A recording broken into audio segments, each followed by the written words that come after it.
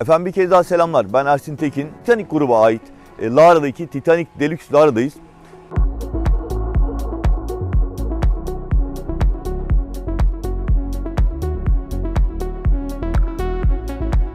Çünkü burada değişen çok şey var. Özellikle outletler dediğimiz bölümlerde bulunan sahilde, dinlenme alanlarında, havuz etrafında üst kategori bir donanım artık sizleri bekliyor.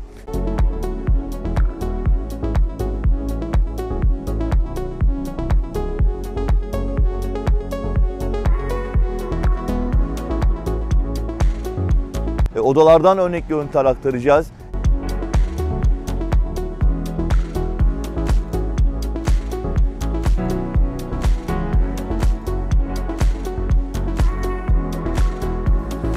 Ama özellikle çocuklarıyla aile tatili olarak Titanic Deluxe Lara'yı seçen misafirimizi bekleyen muazzam bir sürpriz var. Kikoa Kids Club'ı gezeceğiz.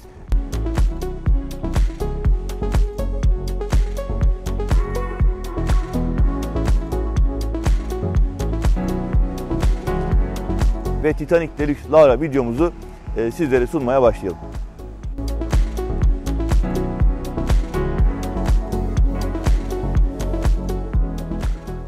Efendim bir kez daha selamlar. Ben Ersin Tekin. Yine sizlerin tatil seçiminize katkı sağlamak amacıyla güzel bir çalışmaya başlamak üzereyim. Ve bugün sadece ülkemizin değil, dünyada bilinen, kendini ispatlamış otelcilik markalarımızdan birisi olan Titanic gruba ait Lara'daki Titanic Deluxe Lara'dayız. Evet, yanlış duymadınız. Daha önce Titanic Lara'ya gelen misafiriniz varsa önceki adı Titanic Beach Lara'ydı. Artık biz buraya Titanic Deluxe Lara diyeceğiz. Çünkü burada değişen çok şey var. Gerek konseptle ilgili gerekse özellikle outletler dediğimiz bölümlerde bulunan sahilde, dinlenme alanlarında, havuz etrafında veya yine bu alanlardaki yeme içme noktalarındaki üst kategori bir donanım artık sizleri bekliyor. Ve bu anlamda biz Titanic Deluxe Lara'da sizleri nelerin beklediğini, bundan sonra buraya geldiğinizde alacağınız hizmetlerle ilgili kısa bilgiler ve görüntülerle tatil seçiminize katkı sağlamaya gayret edeceğiz. Elbette yüksek standarttaki her şey dahil konseptinin dışında sunulan rahat ve konforlu ortamlardan bahsedeceğiz. Akşam yemek büfesinden güzel görüntüler alacağız ve yemeklerle ilgili bilgiler vereceğiz. Barlardaki içecek sunumlarıyla ilgili bilgi vermeye çalışacağız. Odalardan örnek görüntüler aktaracağız. Gündüz ve gece aktivitelerini sunmaya çalışacağız. Ama özellikle çocuklarıyla aile tatili olarak Titanic Deluxe Lara'yı seçen misafirimizi bekleyen muazzam bir sürpriz var. Burada çok büyük ve donanımlı, aynı zamanda çok da modern bir çocuk kulübü eklendi. Kikoa Kids Club'ı gezeceğiz. Oraya özellikle daha fazla zaman ayıracağım çünkü çocuklu ailelerin burada sadece Kikoa Kids Club'la ilgili bile tercih sebebi olacağını düşündüğüm özellikleri var. Ve tesisi bugün gün boyunca gezdikten sonra sizlerin tatil seçiminizi yapmanızı sağlamaya gayret edeceğiz. Elbette sonucunda rezervasyon yapmaya karar verirseniz de bizler tatil ekibi olarak ETS Tur'un yetkili satış acentesi olarak rezervasyonunuzu memnuniyetle bekliyor olacağız diyelim. Ve Titanic Deluxe Lara videomuzu sizlere sunmaya başlayalım. Ve efendim Titanic Deluxe Lara videomuza ben sahil alanından başlamak istedim. Çünkü açılış konuşmasında bahsettiğim üzere tesisin tamamen değişen çehresi aslında sahilden başlıyor. Buradan itibaren birazdan görüntüleyeceğimiz tüm yeme içme noktaları ve konfor alanları çok daha üst kategoriye taşınmış durumda ve bunu siz sahildeyken gözlemlemeye başlıyorsunuz. Özellikle yatak minderli şezlonglar ve şezlongların hemen yanında bulunan kare kotlardan sipariş verilmek üzere şezlonglara yapılan servisler olayı üst seviyeye taşımış. Bunun dışında iskeleden bahsedeceğiz. Bölgenin en donanımlı, en güzel iskelelerinden bir tanesi Titanic Deluxe Lara'da ve karşımda da pavilyonlar var. Şimdi sırayla gitmek istiyorum. Özellikle sahil keyfini, plaj keyfini konforlu bir hale getirilmesi için kullanılan şezlongları göstermek istiyorum. Artık günümüzde sahilde geçirilen zamanın çok daha kaliteli olması oteller açısından çok önemli. Elbette şöyle terste kalmış ama bakayım gösterebilecek miyim? Bakın burada kare kodlar var. Şöyle çevireyim. Evet. Kare koddan açılan menüden kokteyllerinizi, alkollü veya alkolsüz içeceklerinizi, Titanic Deluxe Lara'nın yüksek standarttaki premium marka içeceklerinizi burada sipariş verebiliyorsunuz. Şezlonglara içecek servisi yapılıyor. Altını çizerek söylüyorum. Oldukça geniş bir alan. Şu anda sabah saat 9 civarı. Misafirler yeni gelmeye başladılar. Ama çok sayıda şezlong ve şemsiye var. özellikle doğal malzemeyle oluşturulmuş bu görünümün ben biraz daha plajda bütünleştiğini düşünüyorum. Hani plastik olmasındansa veya ne bileyim hani farklı malzemeler olmasındansa bu görüntünün daha doğal ve daha plaj keyfini artıran bir özellik taşıdığını düşünüyorum. Engelli misafirlerimiz için tesis zaten engelli misafirlerimiz için uygun bir yapıya sahip. Rampalar var her yerde, handikap odaları var ve sahile geldiğiniz zaman da onlar için denize girmeyi kolaylaştıracak aparatlar var. Yine bunun dışında sahile geldiğiniz zaman hani en çok ihtiyaç duyduğumuz şey havlularımızdır değil mi? Birkaç noktada havlu standları var ve herhangi bir şekilde burada havlu kullanım sınırı tabii ki yok. Ben sadece bilgi olarak vermek istedim. Sizler tahmin ediyorsunuzdur. İstediğiniz zaman havlunuzu buradan değiştirebilirsiniz. Kirliyi bırakıp temizi alabilirsiniz. Bunun dışında iskeleye doğru yavaş yavaş yaklaşıyorum. Az önce bahsetmiştim. Burada iskele aslında bölgenin en donanımlı, en lüks iskelelerinden bir tanesi. Bu arada aslında en önemli bilgiyi belki biraz geciktirdim ama hemen vermem gerekiyor. Az önce gösterdiğim yatak minderli beyaz şezlongların bulunduğu alan tüm misafirlerin kullanımına açık. Yani otelde kalan bütün misafirler bu alanı kullanabiliyorlar. Ancak sahilin diğer tarafında bulunan pavilyonların olduğu bölüm tahmin edersiniz ki daha izole alanlar ve özel hizmetler verilebilen alanlar. Misafirlerin özel isteklerini yemek dahil alabildikleri alanlar. Dolayısıyla buralar ekstra ücretli. İçinde kendi minibarı olan, kendi kasası olan ve tatilini biraz daha kişiselleştirmek isteyen misafirimiz için ayrılmış alanlar. Tıpkı iskelede bulunan pavilyonlar gibi.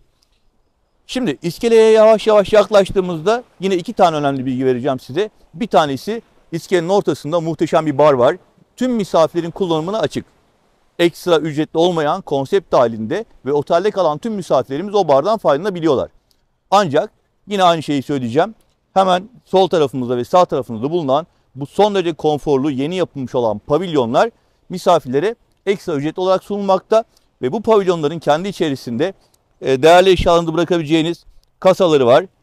İçeceklerinin soğuk bir şekilde sunulduğu dop dolu bir mini barı var.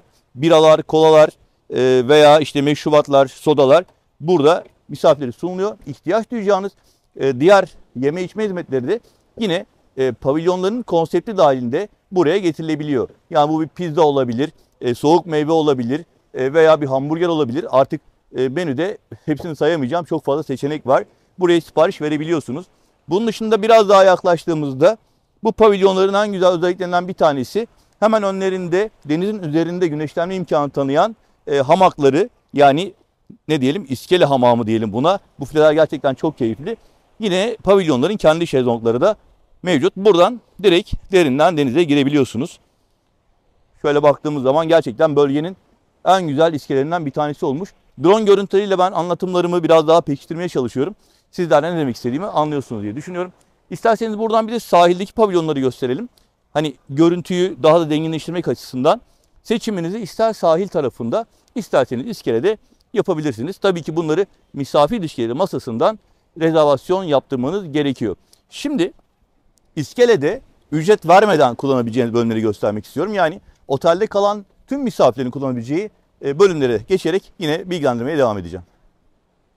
Ve şimdi geldiğimiz yer iskelenin aslında hani pavilyonlar var, rezervasyonlu ve ücretli hizmet veren alanlar var ama elbette otel misafirleri için ayrılmış bölümler de var. Rezervasyonsuz ve ücretsiz olarak kullanılan şezlonglar işte bu şekilde. Yine son derece kaliteli yatak minderli havlularıyla beraber tiril tiril titizlikle hazırlanmış bölümler bunlar.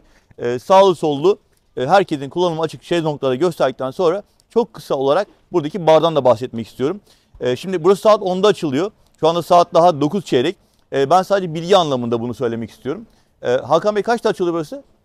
6'ya kadar. Sabah 10'dan akşam 6'ya kadar açık. İskele Bar olarak isimlendirelim burayı. Ve konseptle ilgili görüntüler zannediyorum her şeyi anlatıyordur. Titanic Deluxe Lara konseptinde birçok premium marka içecek var. Aklımıza gelen ilk markalar zannediyorum Chivas grubu, Jack grubu, Romlarda Havana'lar, Kaptan Morgan'lar, Gordon Gin'ler, işte ne diyelim, hepsini tek tek saymak zaten çok mümkün değil ama merak eden misafirlerimiz için söylemek istiyorum. Burada cam bardakla servis alabiliyorsunuz. Şişe bira alabiliyorsunuz. Dolayısıyla aslında otelin en donanımlı barlarından bir tanesi ve bence en keyifli barlarından bir tanesi. Yani bu alanı bakın, şu anda havuzun etrafı biraz daha kalabalıktır ama burada daha kimse yok. Oysa otelin en keyifli noktalarından bir tanesi. Elbette çocuklar varken burası çok verimli olmayabiliyor. Çocuklar tabii aquapark istiyorlar, eğlence istiyorlar, oyun istiyorlar. O yüzden Kikoa Kids Club'a yakın olan, kaydaklı havuzlara yakın olan yerler biraz daha çabuk doluyor. Ama bu alana gelen mesela balayı çiftlerimiz veya çocuksuz gelen çiftlerimiz, ailelerimiz bu alanları daha öncelikli tercih edecekler diye düşünüyorum. Bu arada buradan otelin görüntüsü gerçekten muhteşem. İbrahim kardeşime rica edeyim. Buradan pavilyonlarla beraber iskeleden otelin görüntüsünü bir kez daha alalım. Bir ek bilgi daha vermek istiyorum iskeleyle ilgili. Tabii ki burada denize girdiğiniz zaman sudan çıktığınızda duş almak ihtiyacı duyarsanız elbette sağlı sollu alanlarda çok sayıda duş istasyonu var. Buradan şey gibi, hani eskiden tekne turlarında vardı ya, tekneden çıkardık sudan duşumuzu alırdık. Buradan duşunuzu alabiliyorsunuz. Bu şekilde çok sayıda istasyon var. Yani sadece burası değil, iskelenin etrafında çok sayıda istasyon var. İskeleyi bu şekilde özetlemiş olduk. Akşam saatlerinde mutlaka buraya gelin. Gün batımı manzarası muhteşem. Lara plajlarının manzarası muhteşem. Bu arada şeyi de göstermek istiyorum. Denize girerken aslında burası bence Belek bölgesine kadar bir tık daha rahat kullanımlı. Yani yürüyerek denize girebiliyor misafirlerimiz. Ve Lara bölgesinin sahilinin Antalya bölgesiyle hani Belek bölgesine kıyasla söylüyorum. Orada da çok güzel alanlar var ama bir tık daha kullanılabilir olduğunu, yani görsel anlamda daha rahat ve keyifli olduğunu söylemekte zannediyorum sakınca olmayacaktır. Şimdi buradan yavaş yavaş turuma devam edeceğim. Beach Bar'a geçeceğim. Orası da saat 10'da açılıyor. Şu anda 9 çeyrek, bir 45 dakika mola vereceğiz. Sıcak tabii hem cihazları etkiliyor hem bizi etkiliyor. Biraz mola vereceğiz ve turumuza devam edeceğiz. Bu arada sizden bir ricam var. Buraya kadar anlattığım bölümlerde otelle ilgili karara vardıysanız, rezervasyon yapmak için bir neticeye vardıysanız ve benim anlatımlarımda sizin değerlendirmenize katkı sağladıysa lütfen rezervasyon için tatil ekibine ulaşınız. Bu tercihiniz bizim için çok değerli, çok kıymetli. Lütfen rezervasyonunuzu tatil ekibimizden yaptırınız diyorum ve Titanic Deluxe Lara keşfime devam ediyorum. Ve efendim şimdi sırada Titanic Deluxe Lara'da havuzlarla ilgili bilgi verme kısmı var. Aslında havuzlar o kadar büyük ki ben belki her tarafı görüntüleyemeyeceğim ama özellikle drone görüntülerinde Titanic Deluxe Lara'ya gelen misafirimizin havuz keyfini rahatla yapabileceklerini söyleyebileceğimiz bir donanım var.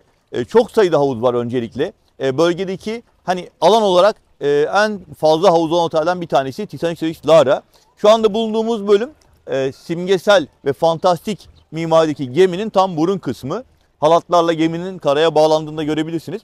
Şimdi havuzlarla ilgili benim söylemek istediğim iki tane çok önemli bilgi var. Bir tanesi havuzların etrafındaki şezlonglarda yatak minder kullanılıyor olması.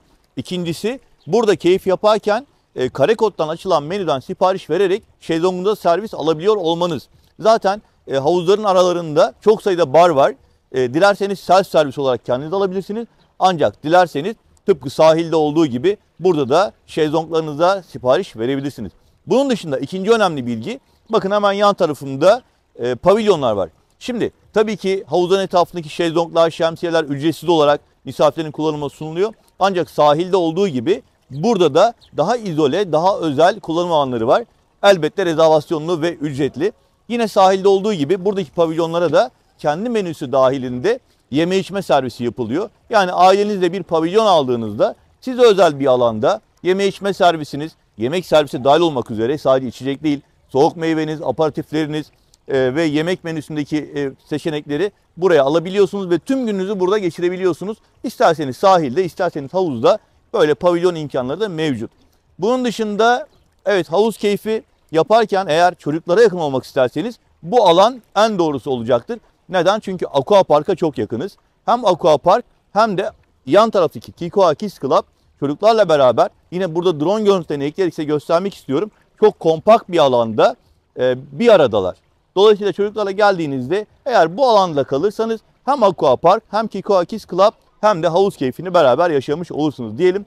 Çok fazla konuştum ama elimden geldiği kadar sizi bilgilendirmeye çalıştım. Aquapark'ı da şöyle yakından biraz gösterelim ve tekrar turumuza devam edelim.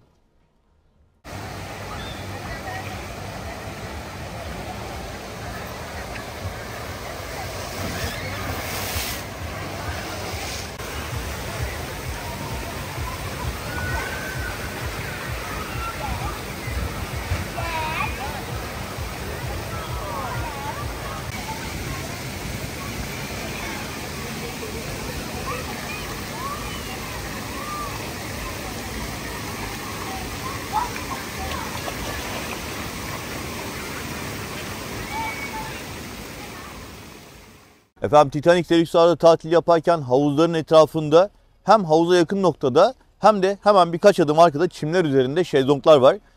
Bu şekilde aslında çamların altında olmak çok farklı ve doğal güzel bir atmosfer olmasını sağlamış. Ben burayı size göstermek istedim. Zaten havuzların etrafında çok sayıda şezlong ve şemsiye var. Ama bu alanlar bence çok daha keyifli, aklınızda bulunsun diyerek turuma devam ediyorum. Gördüğünüz gibi son derece dekoratif görüntüler. Havuzun gerçekten hani her bir tarafta keyif alacağınız noktalar var. Artık siz keyfinize göre isterseniz çamların gölgesinde, isterseniz şezlongların şemsiyelerin gölgesinde havuz keyfi yapabilirsiniz. Sahilde olduğu gibi havuz etrafında tabii barlar mevcut. İçecek olarak da arkadaşlarımız size hızlı şekilde yardımcı olacaklar. Kokteyllerinizi veya alkollü alkol içeceklerinizi hızlı şekilde sunacaklardır. Bu arada havuzlarla ilgili bilgi vermeye başlamışken hemen bahsetmek istiyorum.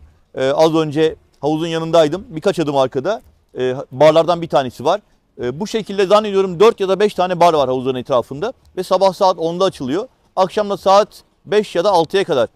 6'ya kadar. Tamam. Hemen Hakan Bey'den tüy aldım. Akşam saat 6'ya kadar açık. Bu arada bugün 1 Ağustos. Biliyorsunuz ülkemizde en sıcak günlerin yaşandığı günlerdeyiz. Bazen böyle elimde su görürseniz kusura bakmayın. Gerçekten çok sıcak. Barlardaki konseptle ilgili isterseniz yaklaşarak şöyle bir görüntü vermeye çalışalım. Hani Chivas grubundan Olmeca Tequila'sına, Havana Romlardan Kaptan Morgan'lara, Absolut Vodka'lara, ya zaten hani Titanic Deluxe Lara'nın bu anlamdaki üst kategori sunumunu biliyoruz. Bu arada barların birçoğunda şişe bira sunumu da yapılıyor. Ancak havuzun etrafındaki barlarda genellikle polikarbon bardaklar sunum yapılıyor. Güvenlik gereğince, çünkü burada şişelerin kırılması çocuklar açısından sakıncalı olabilir. Ama mesela lobi barda şişe bira alabiliyorsunuz ve bardakla sunum alabiliyorsunuz. Sinek restoranlarda aynı şekilde hizmet alabiliyorsunuz. Ve bu şekilde bir konseptle otel size hizmet vermekte. Ve efendim şimdi sırada Titanic Deluxe Lara'nın en can alıcı noktalarından bir tanesi var. Çocuklarıyla beraber Titanic Deluxe Lara'ya gelen misafirlerimiz Kikoa Kids Club'dan vazgeçemeyecekler. Onun için uğrak noktası olacak. Çünkü burası kesinlikle sıradan bir çocuk kulübü değil. Türkiye'deki en donanımlı çocuk kulüplerinden bir tanesi. İçeride profesyonel bir ekip son derece modern ve donanımlı bir alanda çocukları karşılıyor. Her yaş grubundan minik misafirler için burada zamanlarına değer katacak aktiviteler onlara sunuluyor. İsterseniz hemen giriş yapalım. Bir arkadaşım da eşlik edecek. Burayla ilgili bilgi sahibi olan bir arkadaşımızla beraber, Kıvanç Bey ile beraber sizlere sunum yapacağız. Ve çocuklarıyla tatile gelecek misafirlerimizin bu bölümü dikkatle izlemelerini rica ediyorum. Ve yavaş yavaş Kikoa Kids Club keşfimize başlayabiliriz. Buyurun. Ve efendim şimdi Kikoa Kids Club'a geldik. İçeri girdiğim zaman benim ilk hissettiğim şey, oh be dedim. Dışarısı gerçekten çok sıcaktı. Burası son derece serin.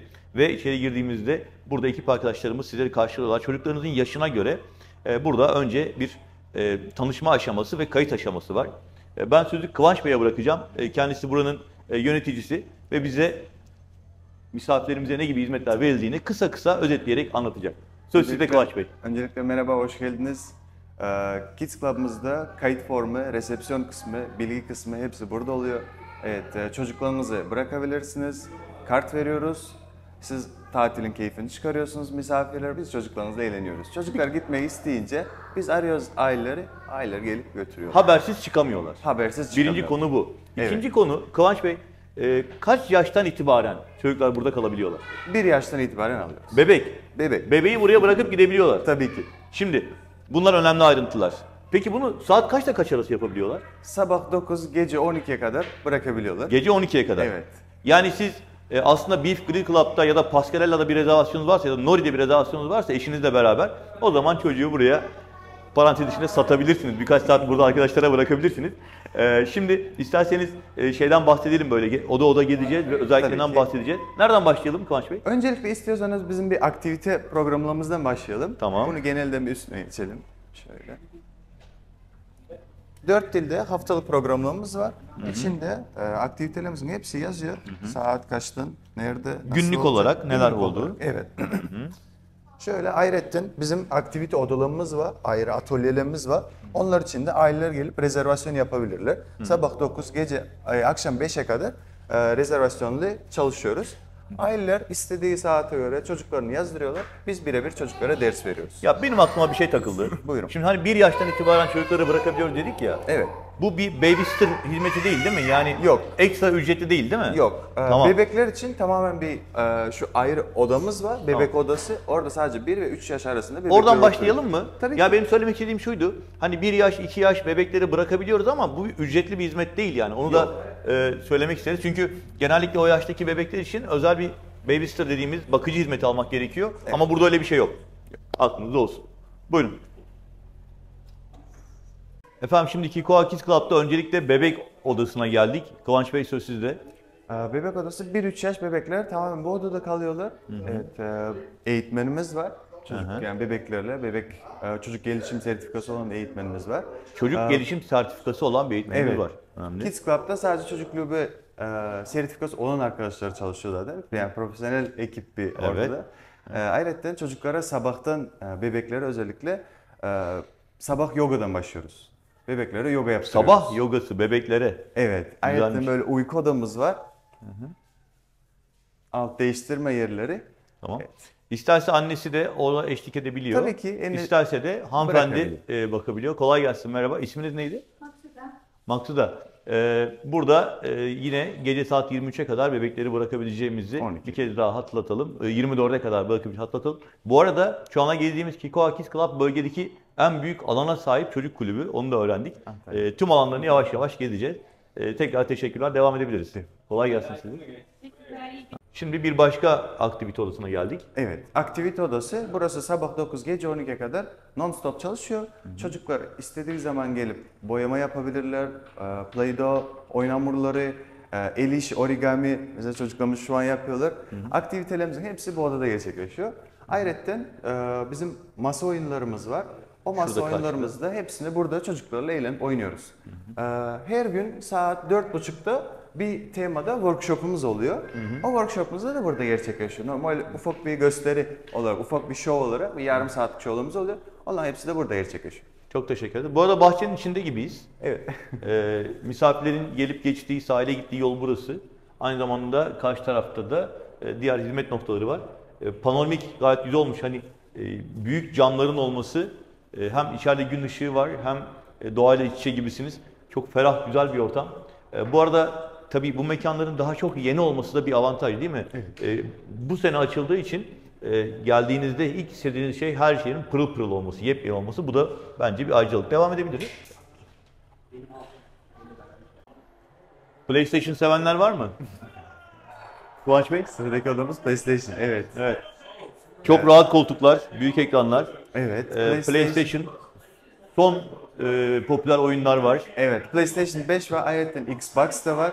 Xbox'ta çocuklar yani 1000 küsur adet oyunları var. İstediği oyunları seçip oynayabilirler.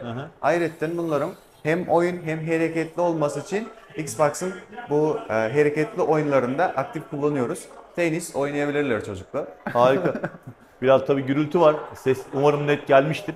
Evet. Ama çok modern, çok rahat ve konforlu bir PlayStation odası olduğunu göstermek istedim. Çocuklara akşamları turnuvalar yapıyoruz. FIFA turnuvasını yapıyoruz çocuklarla. Herkes burada oturuyor. Aileler de taraftar gibi çocuklarına. Onları burada tutmak için her şeyi yapıyorsunuz yani. Hadi devam edelim. Sıradaki odamız Softplay. Burada da çocuklar yine 9'dan gece 12'ye kadar non-stop kullanabilirler. Gelip oyun oynayabilirler. Çocuklarımız yani oyun havuzu buradan başlıyor. Survivor alanı var. Yukarıdan gezip oradan çıkıp geliyorlar. Burası da yani dediğim gibi Survivor oyun olarak kim ilk gelecek öyle bir aktiviteler geçiriyoruz bu odamızda da. Çocuklarla böyle güzelce keyfini çıkarıyoruz. Ve şimdi son dönemlerin özellikle popüler oyunlarından işte Lego. Lego. Gerçi çocukluğumuzdan beri öyle ama özellikle otellerde, mini club'larda son dönemlerde çok revaçta olmaya başladı. Evet. Lego odasındayız. Lego odasındayız. Lego odasında şöyle katalog olarak çocuklar seçiyorlar içinden Lego hocamızla birlikte. Evet, ev, araba, köpek, kedi hepsini Lego'dan yapıyoruz. Ayrıca bu odamızda Lego kodlama dersini veriyoruz. Şöyle setlerimiz var. Lego setlerimiz var. Orada çocuk ailelere rezervasyon yapıyorlar. Tamam. Bizim eğitmenimiz birebir çocuklara kodlama dersini veriyor. Ya Lego hocası var ya. Böyle bir şey var mı? Lego hocası. Kolay gelsin. Nasılsınız? İyiyim, teşekkürler. Sağ olun. Şimdi evet oyuncakları bırakmak, hani Lego paketlerini bırakmak elbette ama bir eğitmenin sürekli burada olması bence Kikoa'nın en büyük özelliklerinden bir tanesi. Dikkat ederseniz hemen hemen her odada bir eğitmen arkadaşınız var, işinin uzmanı bir arkadaşınız var, değil mi? Ve çocukları siz bıraktığınızda yönlendirilerek, zamanlarına değer katılarak, ne yapmaları gerektiği konusunda biraz fikir verilerek Tabii ki. değer katılıyor. Her alanımızda mutlaka bir personelimiz duruyor. Çocukları kontrol amacıyla aktivite yaparken bunların bir eğlence kısmında çocuklarla birebir ilgileniyorlar. Çok teşekkür ederiz tekrar. Devam edebiliriz. Eyvallah. Şimdi benim otel videoları çekerken şimdiye kadar hiç rastlamadığım bir konsept burası. Belki de kaçırmışımdır bilmiyorum ama daha önce hiçbir yerde görmedim. Burası bir atölye. Evet, ahşap tasarım atölyesi. Ha? Kıvanç Bey neler yapılıyor burada? Ahşap atölyemiz, çocuklar geliyorlar. Ahşap hocamızla birlikte. Merhabalar. Ahşaptan- Onur Bey. Onur Bey, ahşaptan oyuncaklar yapıyorlar. Bal kaşığı, oyuncaklar hepsini bunlar ahşaptan yapıyorlar. Ondan sonra o yaptığı oyuncaklarını da evlerine götürebiliyorlar. Hediye alabiliyorlar. Evet. Bunun için bir ücret ödemiyorlar değil mi? Yok. Bunların hepsi Tamam. free. Ya keşke şey olsaydı. Kaç yaş grubu buradan faydalanabiliyordu? 6-12 miydi? Evet, 6 artı diye geçiyoruz. Evet, 6 yaştan sonra çocuklar burada kendilerini birer usta olarak hissedebilirler. Atölyelerinde buradaki arkadaşlarımızla beraber Onur Bey ve Ömer Hoca, Ömer hocamla beraber el becerilerini ve Evet, yaratıcılıklarını. kesinlikle. motor fonksiyonlarını geliştirip burada geleceğine yönelik. Ömer hocam çok özür dilerim. Sizde mikrofon yok ya. Misafirlerim duymazlar. Buraya söyler misiniz? Burada hayallerini gerçekleştirmek için elleriyle üretiyorlar ve elini kullanan insan hem kafası ve kalbi yardımcı oluyor ona. Ve burada en öncelikli görevimiz iş güvenliğini almak. İş güvenliğine dikkat ettiği müddetçe burada harika eserler ortaya çıkartıyor ve geleceğe daha umutlu bakmasını sağlıyoruz. Çok teşekkür ederiz. Teşekkür ederiz. Çok naifsiniz. Gayet güzel. Ben ilk girişte şunu söylemiştim. Aslında kısmen konsepti biliyordum. Ama bu kadar detaylı bilmiyordum. Kikoa'da çocuklar zamanlarına değer katarak zaman geçiriyorlar. Yani hem eğleniyorlar hem de bir şeyleri öğrenmiş oluyorlar. Bu cümle aslında klasik gibi geliyor ama ne kadar güzel bir aktivite olduğunu misafirimiz görmüş oldu. Peki çok teşekkür ederiz. Kolay gelsin. Eğer gün içerisinde burada bir aktivite olursa, denk gelirsek çocuklarla beraber de görüntü almak isterim. Tekrar görüşmek üzere hocam. Kolay gelsin. Sağ olun. Sağ olun. Şimdi efendim Ömer hocam dedi ki denemek isterseniz bir şey yapalım. Hani en azından aksiyonu gösterelim. Önce güvenliğimizi alıyoruz. Evet. Şu görselde gibi tutacağım kalemi ve tuttuktan sonra demir ucu dokunmuyorum. Demir uç demir tabloya dokunacağız ve beraber 3 eksen mantığıyla çalışacağız. İleri geri, sağ sol, biraz yukarı öyle başla. Bilek hareketleriyle. Buyurun. Devam edebiliriz. Şöyle bir örnek tasarımım var. Bunu elle yapabilirim. Vallahi. İnceltmem gerekiyor bunu.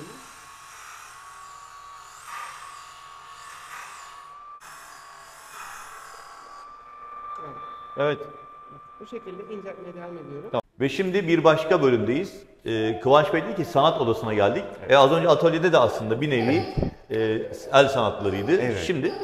Şimdi sanat atölyede genelde tuval boyama, çizgi çizim, kalem işleri hepsi burada oluyor. Müthiş bir sanat eseri olmuş bak. Evet. Çocuklarımızın yaptığı işlerinde böyle sergi yapıyoruz. Burası Aileler kaç yaş gelince- için? Kaç yaş için? Burası da 4 artı. 4 artı. Evet, Tamam. 4 artı. Aileleriyle de beraber gelip aktivite yapabiliyorlar. Gördüğünüz gibi. Ve yine bir görevli arkadaşımız var. Tabii ki eğitmenimiz. Yani her eğitmenimiz odada var. evet sanat odasında sanat eğitmeni var. Ahşap odada ahşap hocası var. Öyle yani atölyelerin Müthiş. içinde bir profesyonel eğitmenimiz oluyor. Bu gerçekten çok önemli. Yani her bölümün ayrı eğitmeni olması bence gerçekten çok güzel olmuş. Burada da yine kullanılan malzemeleri kısaca şöyle bir gösterebiliriz. Burada da Kullanılan boyaların, Kıvanç Bey çok özür dilerim. Burada kullanılan boyaların, malzemelerin çocuklara zarar vermeyecek doğal özellikte olması da mutlaka yine tabii. misafirin bilmesi gereken. Tabii ki. O konularda tamamen biz satın alma yaparken satın alma departmanımız bu güvenliği ön planda görüp öyle boyalar alıyoruz. Çocuklara hiçbir zararı yok boyaların. Hatta bu boyalarımız yani kumaş için ayrı boyamız var, tuval için ayrı boya. Yani boyaları da böyle çocuklara göre veriyoruz. Evet. Peki. Buranın yine bir güzel tarafı yine çocuklar tuval boyamadır, seramik boyama, tişört boyama yaptığı aktivitelerin hepsi, yaptığı boyaların hepsini evine götürebiliyorlar. Bu da çok önemli. Tişört boyamaya geleceğim örnek olarak. Tişört boyamada şöyle, Evet, örneklerimiz çocukların yaptıkları. evet. Tişört boyamada bu çalışmayı yap. Fenerbahçe mi yazıyor bu? Anlamadım.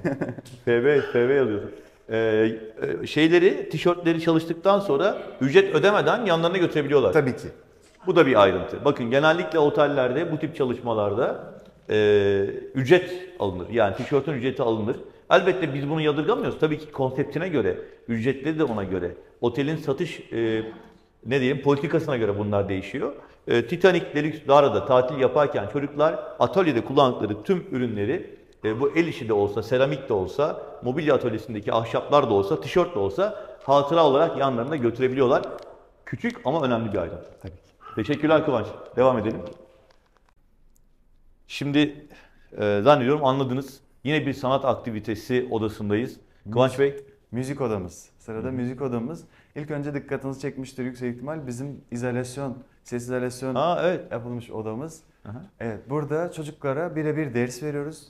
Müzik hocamız Merhabalar. Nasılsınız? Sergen. Teşekkürler.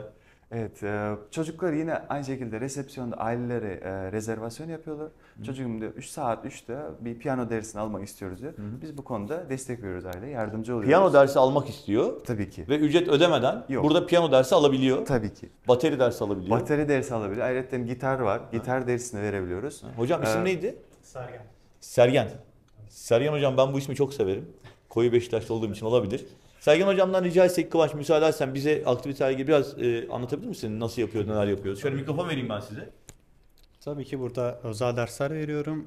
Aile rezervasyon alıyor. Bu bateri dersi olabilir, gitar dersi olabilir, ondan sonra piyano dersi olabilir.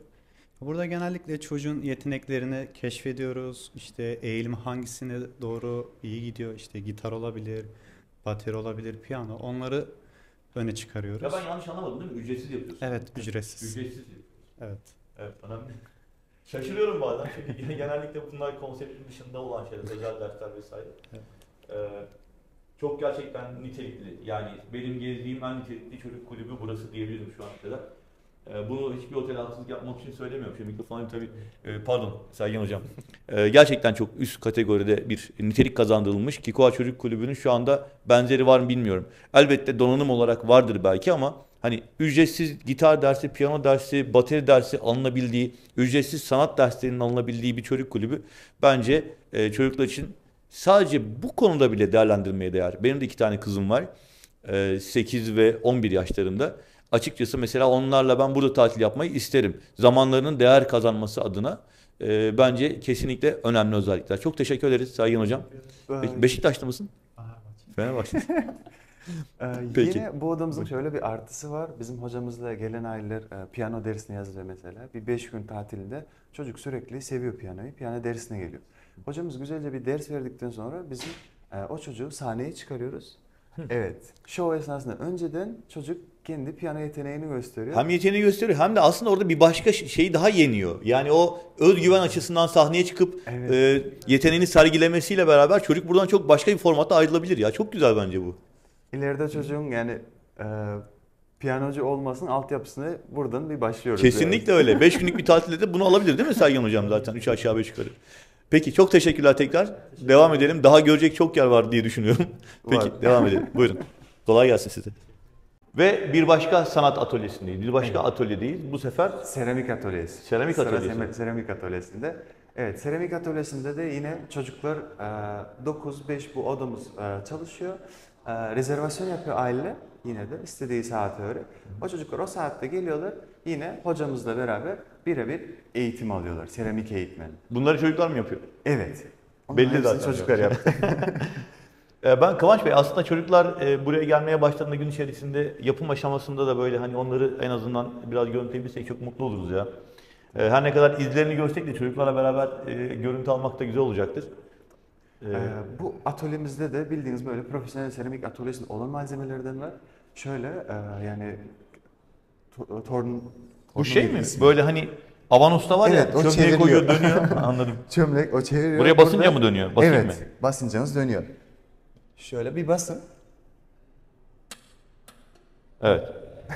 Üstüne çamuru koyuyor. Evet, burada çocuklar genelde tabak, Şekil veriyor. bardak, kaşık her şeyi yapıyorlar. Eyvallah. Yine dediğim gibi yapıyorlar. Biz onu kurutuyoruz. Ondan sonra Hediye buradan ediyoruz. seramiği alıp sanat odamıza geçip orada boyama yapabiliyorlar. Güzel sanat hocası ile beraber.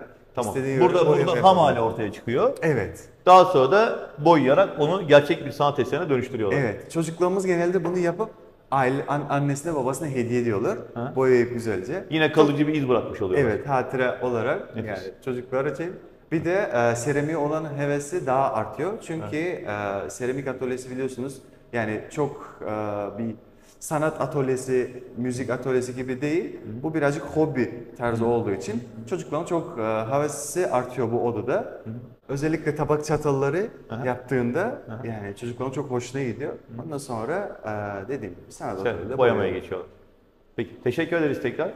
Yine burada da diğer bölümlerde olduğu gibi profesyonel bir arkadaşımız çocuklara eşlik ediyor her zaman olduğu gibi. Devam edebiliriz. Efendim şimdi Kiko Akiz Club'ın bir başka atölyesine geldik. Burası Bilim atölyesi. bilim atölyesi. Hocam ne yapıyoruz burada?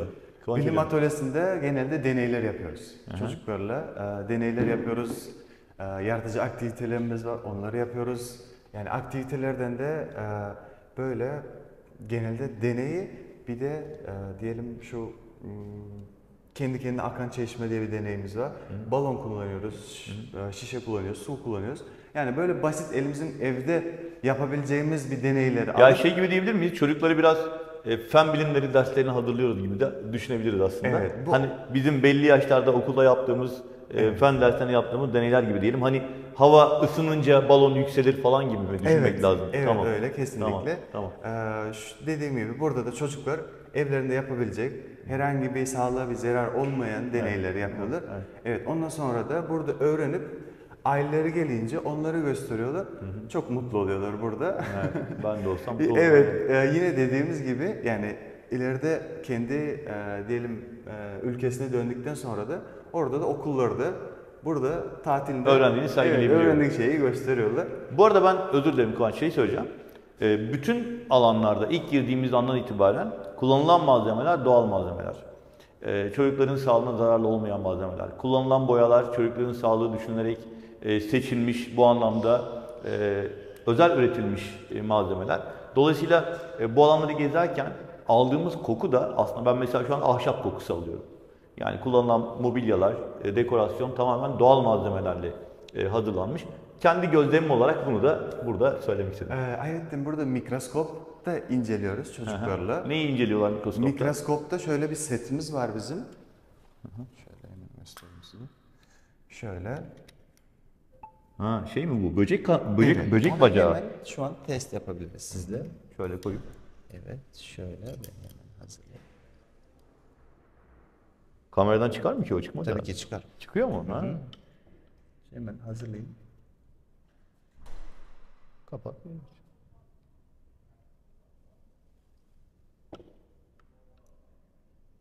Şöyle bakabilirsiniz. Oo. Biraz daha yakın getirirseniz. Kamerayı komple dayayın, hiçbir şey olmaz. Kıvanç Bey, burada neler var?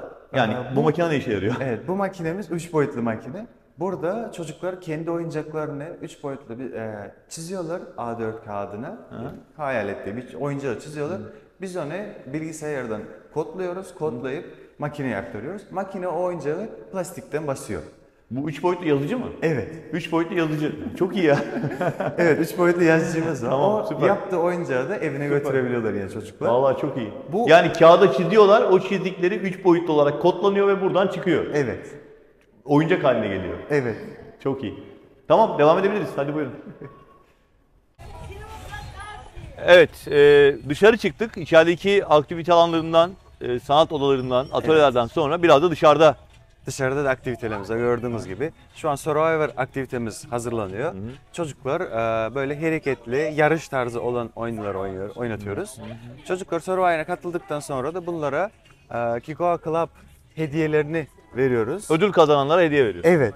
Aslında herkese veriyorsunuz değil mi? Aslında herkese veriyoruz. Evet. Bir de burada çocukların biraz daha motivesi yüksek olsun diye Yükseliyor. burada böyle kazanan ekibe hediye veriyoruz. Bir de çocuk parkı var dışarıda. Yine Kiko Kids Club'ın bünyesinde. Üstü kapatılmış. korunaklı, yumuşak zeminli. Hani salıncak falan sevenler varsa diyelim. Minik misafirlerden. Efendim Kikoa'nın dışarıdaki alanlarından bir diğeri. Yine bir parkur var burada. Yine minik bir survival parkuru da diyebiliriz. Evet. Aktivite alanlarından bir tanesi. Buradaki sahnede ne yapıyoruz? Bu sahnede şovlarımız oluyor. Her akşam saat 8.30'da mini diskomuz oluyor. Dans yapıyoruz çocuklarımızla beraber. Ondan sonra saat 9'da da akşam şovumuz oluyor. Evet, akşam saat 8.30'da burada mini disco var. Saat 9'da sizin ekibinizin gösterileri var. Evet. Yani çocuklara özel bir amfiteyatro Tabii. programı burada. Yetişkinlerin amfiteyatrosuyla karıştırmıyoruz. Yok. Tamam, o ayrı bir yerde. Onu ayrıca göstereceğiz. Peki galiba tamamladık. Değil mi? Tamam. Bu arada yine aslında burası yaşayan bir yer. Hala yapımı planlanan bazı aktiviteler var. Şu anda onlar tamamlanmadığı için onları artık bir sonraki videomuzda ekleyeceğiz. Evet, ayrıca şu bebek odamıza, bizim Kids Club'ın içinde bebekler için 1-3 yaş için ayrı bir bölgemiz var. Orada 1-3 yaş aktivite odası, alt değiştirme odası ayrı. Bir de otelcilikte ilk baby spa var. Bizim jacuzzi'miz var. Evet. Orada çocukları yıkıyoruz. Evet. Sonra masaj masamız var. Rahatlatıyorsunuz. Masaj masasında masaj Müthiş. yapıyoruz çocuklara. Ondan sonra paketleyip aileye. Harika. Henüz açılmadı o değil mi? O birkaç gün sonra. Birkaç gün sonra Baby Spa'da ücretsiz olarak Evet. Kikoa Kids Club'da misafirlere, daha doğrusu minik misafirlere sunmuş olacak. Evet. Bebeklere masaj da güzel bir fikir ya. Evet. Ayrıca Kikoa Kids Club'da yine Türkiye'de ilk diyebiliriz. A la carte restoran çocuklar için. Evet, çocuklar gelecek, oturacaklar masaya, garsonlar gelip menü verecekler. Tamam. Özel çocuklar için olan menü. Oradan sipariş verecekler, hazırlar. Orası ne zaman hazır olacak? Orası da yaklaşık 5-10 güne hazır olacak. Tamam, 5-10 gün içerisinde çocukların restoranı hazır olacak. Biz şu anda tabii burası yeni açıldığı için hazır olmayan 2 noktadan bahsettik. Sadece onlar kaldı. Onlar da işte bir hafta 10 gün içerisinde hazırlanacak ve gelen misafire sunulacak. Kıvanç Bey çok teşekkür ederim. Ben teşekkür ederim. Çok memnun oldum. Ben de memnun oldum. Çocuklar, aileler size emanet. Evet, giderken hatıra hediyesini veriyoruz. Onu da unutmayalım. Size Tamam. de bir iki tane hediye. Hediye. Resepsiyonda çocuklarımız için. Çok teşekkürler. Evet, çok sağ olun. Videoda Çok iki sağ olun. tane kızım var dediniz. Hemen Evet. biz o bütün ailelere, bütün misafirlere çıkış yaparken biz Hediye hatıra hediyelerini veriyoruz. Çok naziksiniz. Çok teşekkür ederim. Efendim turumuz devam ediyor. Şimdi buradan sonra sırada özellikle plaj alanındaki yeme içme noktaları var. Yine yenilenen konseptler bizim size sunacağımız, bilgilendireceğimiz noktalardan olacak. Ve turumuza, keşfimize devam ediyoruz. Lütfen rezervasyon için tatil ekibimize ulaşmayı ihmal etmeyiniz. Bizler ETS Tur'un yetkili satıcı adresi olarak bütün çalışmaları sizlerin rezervasyona talip olduğumuz için gerçekleştirdiğimizi hatırlatalım. Ve yavaş yavaş Kikoa Kids Club'dan ayrılalım. Görüşmek üzere. Efendim şimdi de Titanic Deluxe Sahara keşfimizde Beach Bar'a geldik. Şimdi aslında plajda 2 tane bar var. Bir tanesi buraya yaklaşık şöyle 60-70 metre mesafede. İbrahim biraz yaklaşır mısın? Bakın hemen çiçeklerin arkasında. Sabah saat 10'da açılıyor. Akşam 6'ya kadar açık. Burası da aynı şekilde. Ve bu barda konsept halinde birçok premium marka içecek sunulmakta. Ama benim Beach Bar'la ilgili söylemek istediğim bir başka şey var. Şu anda bulunduğumuz alan akşamları night kulüp haline geliyor. Ve inanılmaz güzel bir eğlence alanı olarak sunulmakta. Biz dün akşam çektiğimiz görüntüleri burada hemen videoya ekliyoruz. Dansçı arkadaşlar geliyorlar. Misafirlerimiz burada masalarda veya bistro tabelalarda oturuyorlar ya da bara geçiyorlar. Hem yine konsept halindeki içeceklerinizi alabiliyorsunuz hem de burada profesyonel bir ses ve ışık sistemiyle beraber gece kulübü, night kulüp şeklinde eğlenebiliyorsunuz dansçıları izleyerek. Tabii günlere göre farklı programlar da burada planlanıyor. Barda neler var? Barda neler var?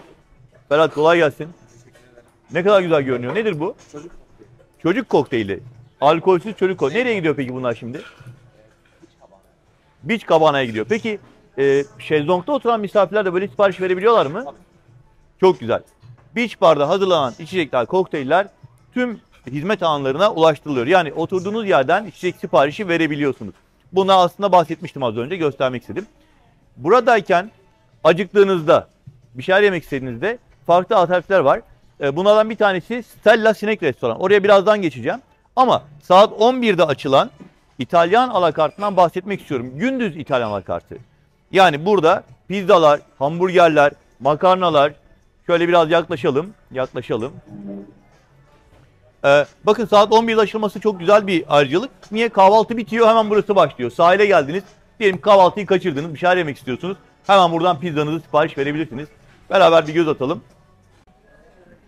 Efendim plajdayız. Sahile, denize sadece birkaç adım mesafedeyiz. Beach barın olduğu yerdeyiz. Çok şık masalar, çok şık bir ortam var. Erkan şefimle yine karşılaştık. Executive şefimiz. Akşam saatlerinde yemek videomuzda onu tekrar size tanıştıracağız ama burada sabah saatlerinde tekrar denk gelmiş olduk. Kolay gelsin. Tekrar hoş geldin. Bülent şefimiz. Şimdi şu anda bulunduğumuz bölge plajdaki İtalyan alakartı. Burada pizzalar, makarnalar ve salatalar var. Hemen şöyle 20 metre ileride Stella alakartı var. Özür dilerim. Stella sinek alakart var. Orada da hamburgerler, dönerler vesaire biraz daha geniş bir çeşit var. Bülent abi nasılsın? İyi misin? Teşekkür ederim. Sağ ol. Roast beef'li pizza yapmış. Dedim ki abi bir dakika bir gösterelim. Biz sizi tutmayalım. Fırına atabilirsiniz. Tamamdır. Ben şunu ifade etmek istiyorum. Burası saat 11'de açılıyor. Yani kahvaltı bitiminden hemen sonra açılıyor. Değil mi Erkan abi? Evet. Kahvaltı bitiminden sonra açılıyor ve sahilde keyif yapan misafirler. Örneğin kahvaltıyı kaçırdıysanız gelip buraya pizzanın sipariş verebilirsiniz hemen. Evet. Bir de burada şey vardı ya Erkan şefim. Pizza pan mı vardı? Pidepan var. Pide pan var. Pide Tam pan. ters söyledim. Evet. Pide pan var. Pide pan. Orada çok güzel bizim Anadolu işi. Evet. Kapalı Pideler var. Karadeniz pidelerimiz var. Kuşbaşılı var. Kuşbaşılı Kuşbaşılı, kıymalı, peynirli, Onları da gösterelim. lahmacun var. Tabii ki gösterelim. Tamam. Erkan şefim buradan itibaren biraz eşlik edecek bana. Evet. Şimdi burayı biz tekrar söyleyelim. Denize en yakın aperatif noktası. Arkası beach bar. Burada da pizzalar, makarnalar ve salatalar var. Ama tabii ki daha detaylı alakart menüler için de hemen Stella'ya geçmemiz yeterli olacak. Buyurun bakalım. Buyurun. Evet, az önce gösterdiğimiz İtalyan alakartının pizza, makarna ve salata servisi yapan alakartın oturma alanlarından bir bölümde burası. Vantilatörler çalışıyor, hava çok sıcak ama yine serinliğimizi alıyoruz. Rahat rahat oturup keyifle yemek yiyebileceğiniz konfora sahip. Titanic Deluxe Lara bence sahil alanını inanılmaz keyifli yapmış. Burası başka bir otel olmuş zaten. Kesinlikle eski halinden eser yok. Çok rahat, çok keyifli, çok konforlu.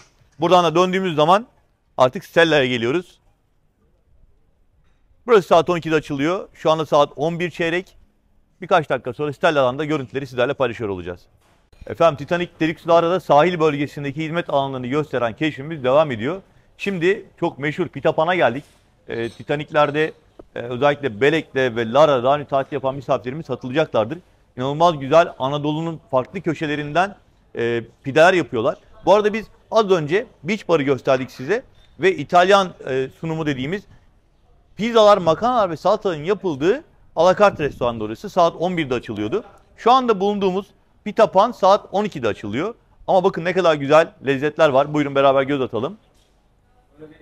Erkan şefim ne yaptın? Çıtır mantımız var. Çıtır mantı. Evet. Oo süper, müthiş görünüyor.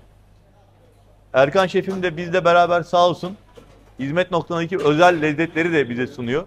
Şimdi Pitapan'a geldiğiniz zaman saat 12'den itibaren günün çorbası, Titanic salatası, Sezar salata, ton balıklı salata gibi seçenekler var. Ama esas final işi ustamda bitiyor burada. Musa şefim kolay gelsin. Sağ olun, hoş geldiniz. Bakın neler var. Kapalı Karadeniz pidesi var.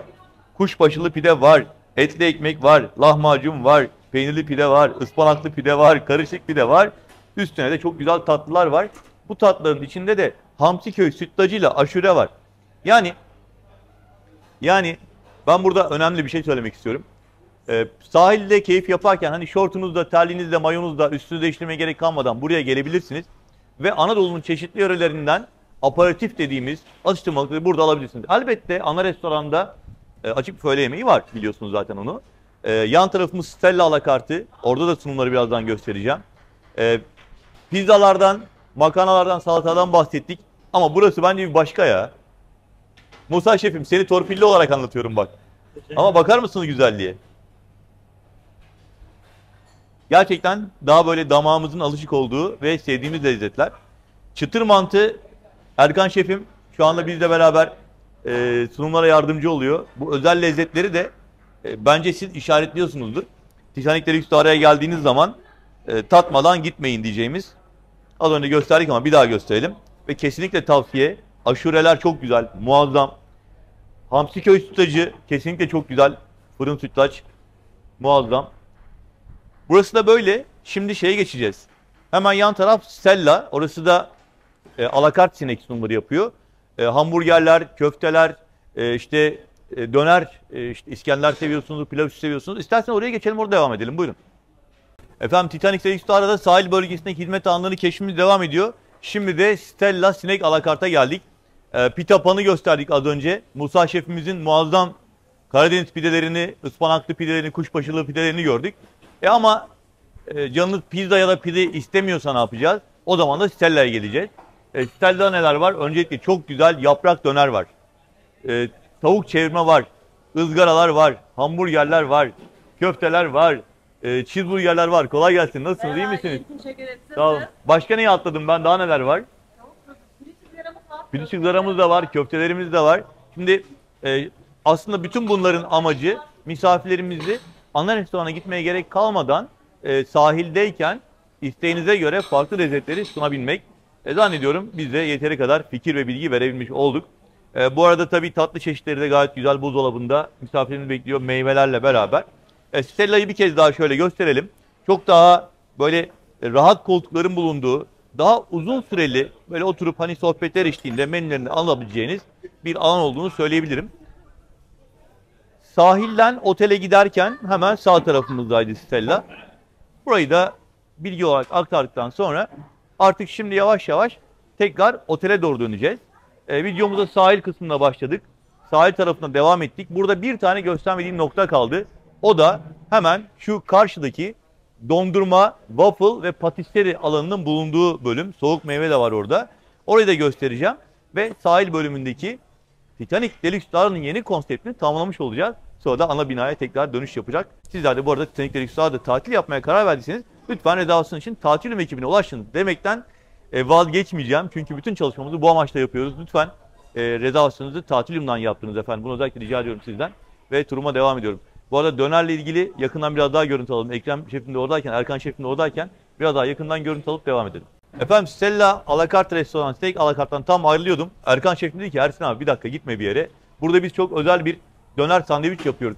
Berlin'e gidenler, orada hasırda yemek yiyenler özellikle bunu bilirler ama biz göstermek istiyoruz. Berlin hasır sandviç ekmek arası döner yapacağız. Evet. Bunun özelliği aslında soslarında biraz değil mi? Soslarında tabii. Acı sosumuz bir de yoğurt sosumuz var. Acı Altında sos ve özellikle. yoğurt sosla beraber. Evet. Oo müthiş. Hüseyin şefim ne yaptın sen ya? Hüseyin şefim biz bugün kahvaltı bile yapmadık biliyor musun? Sen ne yaptın şimdi bize öyle? Ellerine sağlık. Ellerine sağlık. Muhteşem bir soğanıyla beraber hem de. Tabii soğan, kırmızı lahana. Hasır Berlin sandviç, hasır Üstüne Berlin domates, döner. Sumaklı soğanımız özellikle. Muhteşem oldu. Hüseyin şefim elinize sağlık. Elinize sağlık. Şöyle yakından tekrar gösterelim. Hani sahile çok yakın plaj keyfi yaparken herhalde ana restorana kimse gitmeyecek. Evet. Erkan abi ben bunu anladım.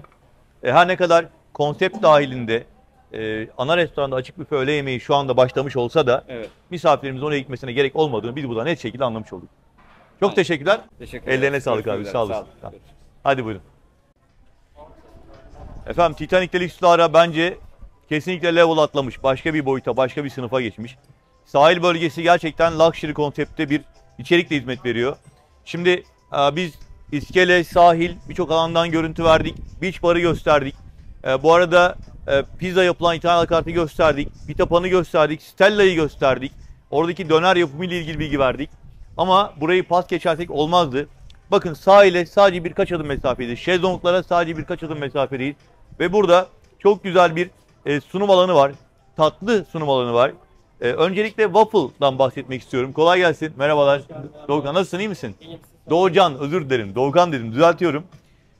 Doğucan veya diğer arkadaşlarım burada sizi bekliyorlar. Saat kaçtan itibaren Doğucan? 12'de servise başlıyoruz. Öğlen 12'de başlıyorsunuz. Akşam kaça kadar? 6'ya kadar. Saat 6'ya kadar waffle.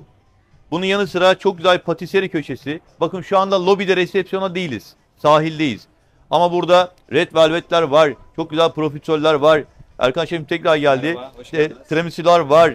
Bilmem yani bir sürü Panna cotta. cheesecake'ler var, panna cotta'lar var.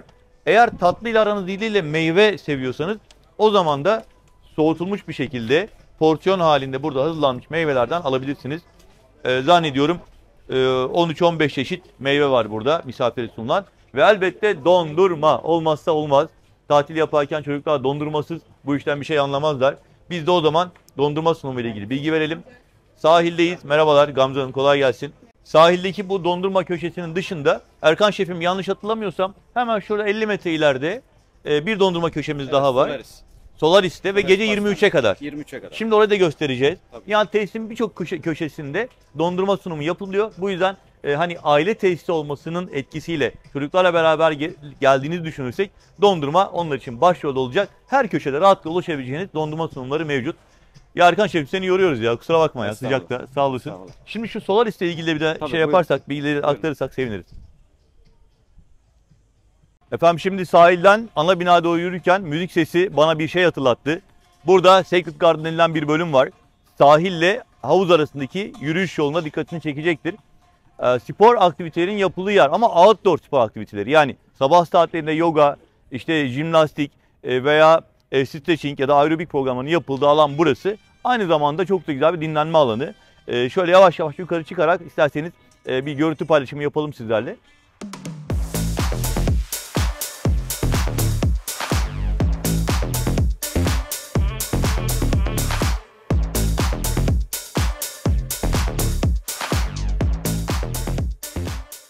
Efendim şimdi sahilden ana binaya doğru devam ediyoruz ama Titanic Deluxe'larda da yenilenen dekorasyonuyla misafirlerimizi yepyeni yüzüyle karşılayan bölümleri tekrar buradan görüntülemeye başlayacağız. Bu alanda yeni, biraz böyle bohem tarzda ve oldukça rahat, biraz Ege mimarisi, biraz Akdeniz mimarisi misafirimizi bekliyor. Farklı hizmet noktaları var. Mesela burada ekstra ücretli olmak kaydıyla nargile bölümü var. Akşam saatlerinde buralar cıvıl cıvıl, çok hareketli, çok güzel. Biraz daha ilerlediğimizde fotoğrafçı var. Daha sonra Show Center ile ilgili animasyon bölümü var. Info alanı var. Bir dövme atölyesi var. Meyve, kumpir ve dondurma noktası var. Aslında sadece 50 metre geride sahile birkaç adım mesafede yine dondurma ve meyve sunumu vardı. Burada da var. Buranın ismi Solaris. Doğru söyledim Hakan Bey. Solaris'teyiz şu anda. Yine aslında Titanic Deluxe'larının yaşayan alanlarından, kalbi diyebileceğimiz alanlarından birisi burası. Barıyla, patiserisiyle, dondurma noktasıyla misafirlerimizin sürekli atıştırmalıklarını alabilecekleri güzel bir nokta. Biraz yakından görüntülemeye çalışalım. Buyurun. Efendim videomuzu bu bölümünü sonlandırmadan önce Solaris Bar'dan bahsetmezsek olmazdı.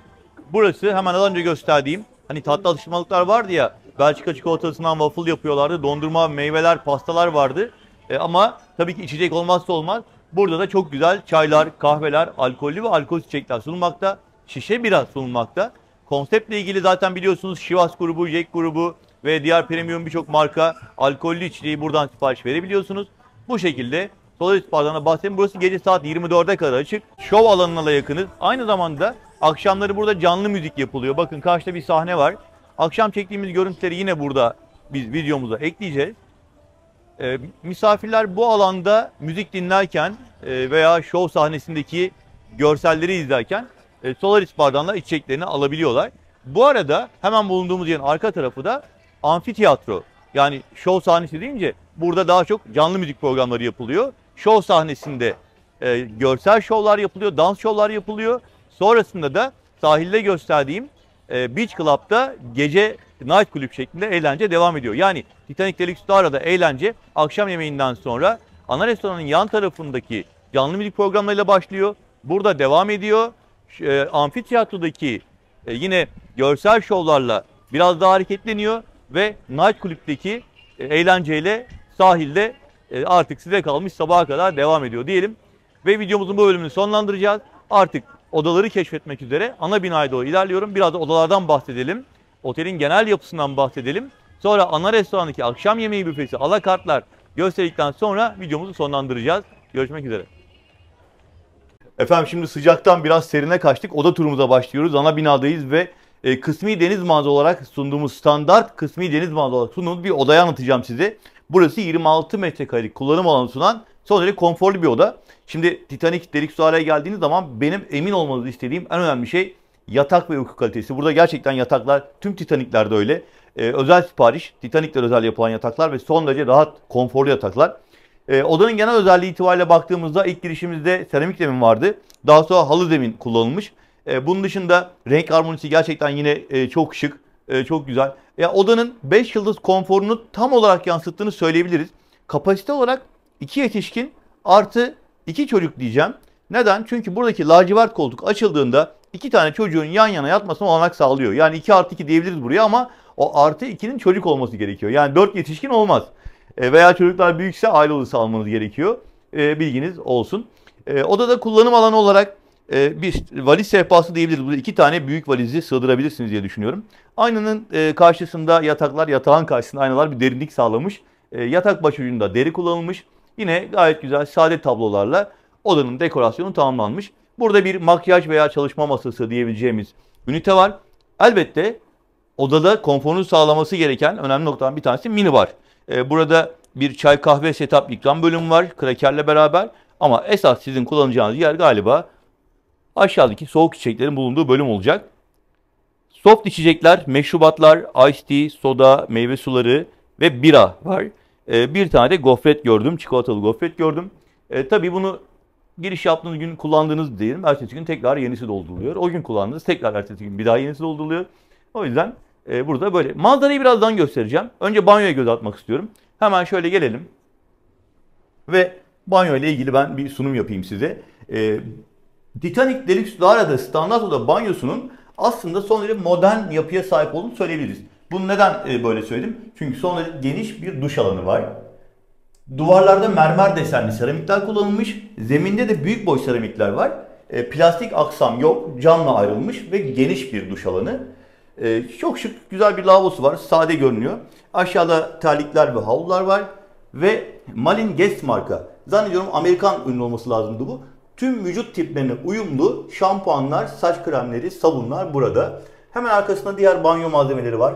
İşte tarak gibi, tırnak makası gibi ya da duş bonesi gibi malzemeleri burada bulabilirsiniz. Elbette makyaj aynası ve saç kurutma makinesi de burada banyo ihtiyacınızı karşılayacak diğer hizmetler.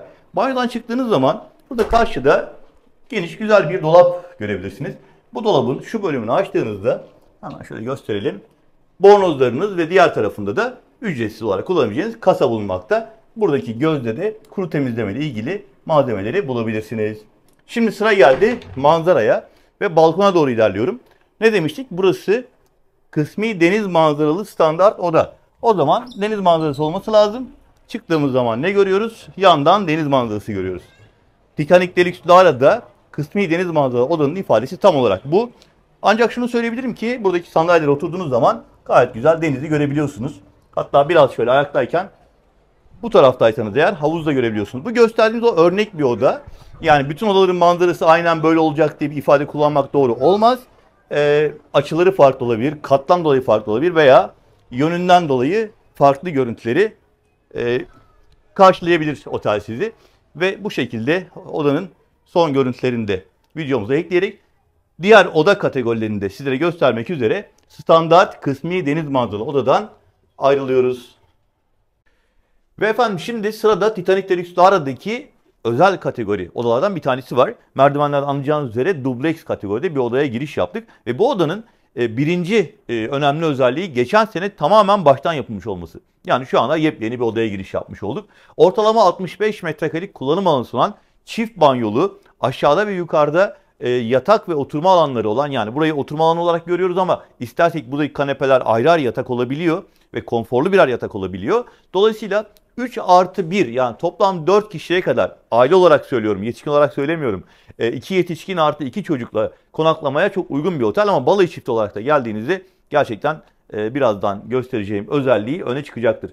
Yine odanın bir başka özelliği, zeminde burada seramik kullanılmış, parke görünümlü seramik kullanılmış ama ilk anlattığımız standart odaya göre kapsül kahvelerin, Schiller marka kapsül kahvelerin, yine Schiller marka özel çayların burada bulunması bir başka özelliği. Kuşburnu çayı, yeşil çay veya özel filtre kahveler burada misafirlerimizi bekliyor. Tabii ki minibar konseptinde yine ihtiyaç duyacağınız soğuk içecekler, bira, meşrubatlar, gofret, çikolatalı gofret, meyve suyu veya sodalar da günlük olarak yine yerine konuluyor. Arzu ederseniz burada kare kodları okutarak açılan menüden oda servisinden sipariş verebiliyorsunuz. Elbette oda servisi ekstra olarak ücretlendiriliyor. Şimdi isterseniz yukarı çıkmadan önce buradaki birinci banyodan biraz görüntü aktaralım. Ve bu banyonun yine yeni yapıldığı için son derece modern bir görünüme sahip olduğunu, duşakabinli bir banyo olduğunu, ki çok şık güzel bir duşakabin alanı var. Oldukça geniş bir duş bölümü burası. Ve Yine diğer odalardan farklı olarak bu odada Etro marka oldukça kaliteli, yüksek standartta buklet malzemeleri kullanılmış. Renk armonisi de güzel olmuş. Aşağıda iki rafta havlular ve terlikler var. Kapının arkasında klozet, makyaj aynası yine banyonun standart özelliklerinden. Elbette yine banyodan çıktığımızda karşıdaki dolapta şöyle hemen kısaca bir göz atalım. Bornozlarımız var ve ücretsiz kasayı da hemen şurada bulabilirsiniz. Bunun dışında isterseniz yavaş yavaş üst kata çıkarak ikinci bölümü de anlatalım, gösterelim. Şöyle görüntüleri kesmeden devam ediyorum. Çok güzel bir balina tablosu var karşıda maviler içerisinde. Ve ikinci kata çıktığımızda harika.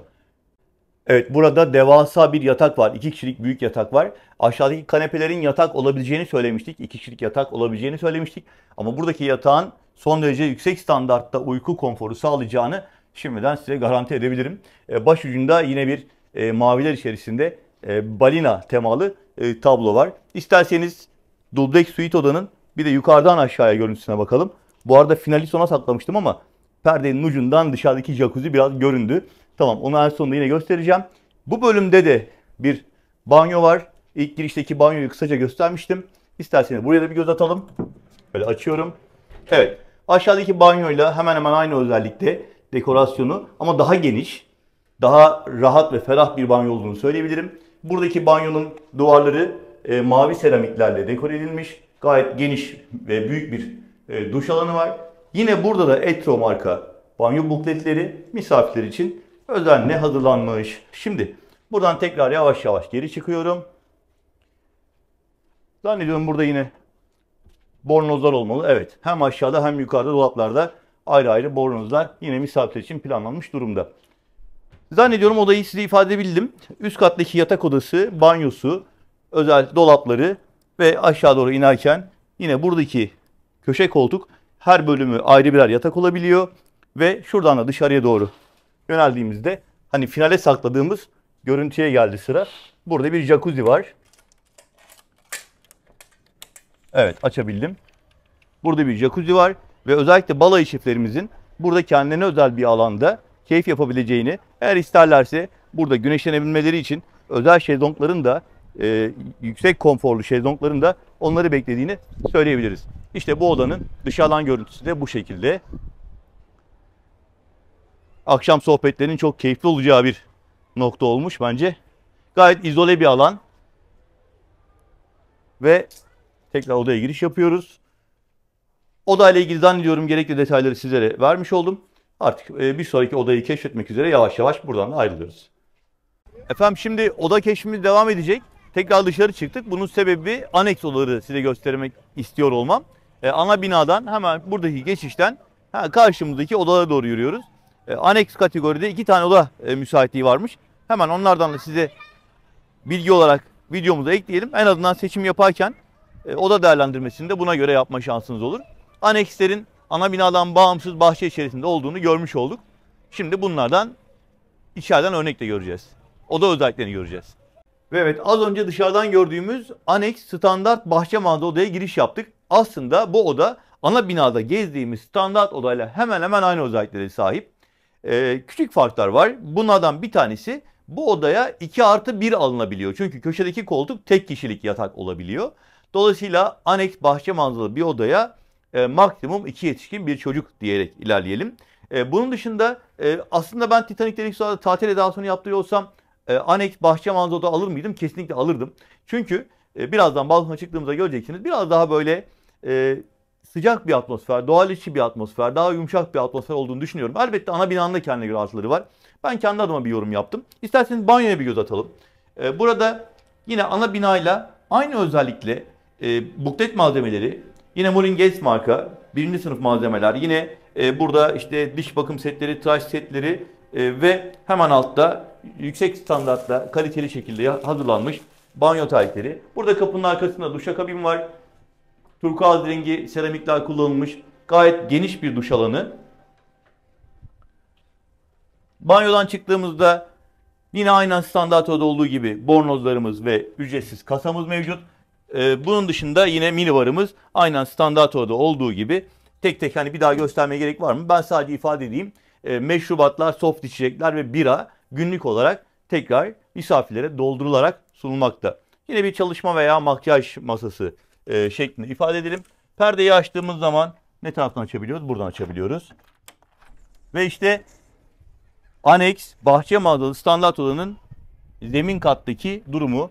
Az önce söylemeye çalıştığım buydu. Yani bazı misafirlerimiz diyebilir ki ya ben yüksek katlı olayım, çıktığım zaman şöyle derinlemesine manzara göreyim. Ben onu çok tercih etmiyorum. Ben burada olmayı tercih ederdim. Çayımı kahvemi alıp şöyle ağaçlarla beraber çimlere bakmayı biraz daha keyifli buluyorum açıkçası. Tekrar odanın içine yönleniyorum. Ve böylelikle bir odayı daha sizlere anlatmış olduk. Bu odanın bir de havuza girişte olanları var. Yani aneks oda havuz manzaralı veya aneks oda swim-up olanlar var. Eğer müsaitlik varsa onlardan da göstereceğim. Ve Titanic Deluxe Lara'yı keşfetmeye devam edeceğiz. Haydi buyurun. Ve şimdi aneks standart bahçe manzaralıdan sonra bir de aneks standart havuz manzaralı göstermek istiyorum size. Bu odada anlatmak istediğim özellik aslında az önce anlattığım özelliklerle aynı olduğu için odadan çok bahsetmeyeceğim. Yani yataklar, banyo, minibar konsepti, dolaplar her şey aynı.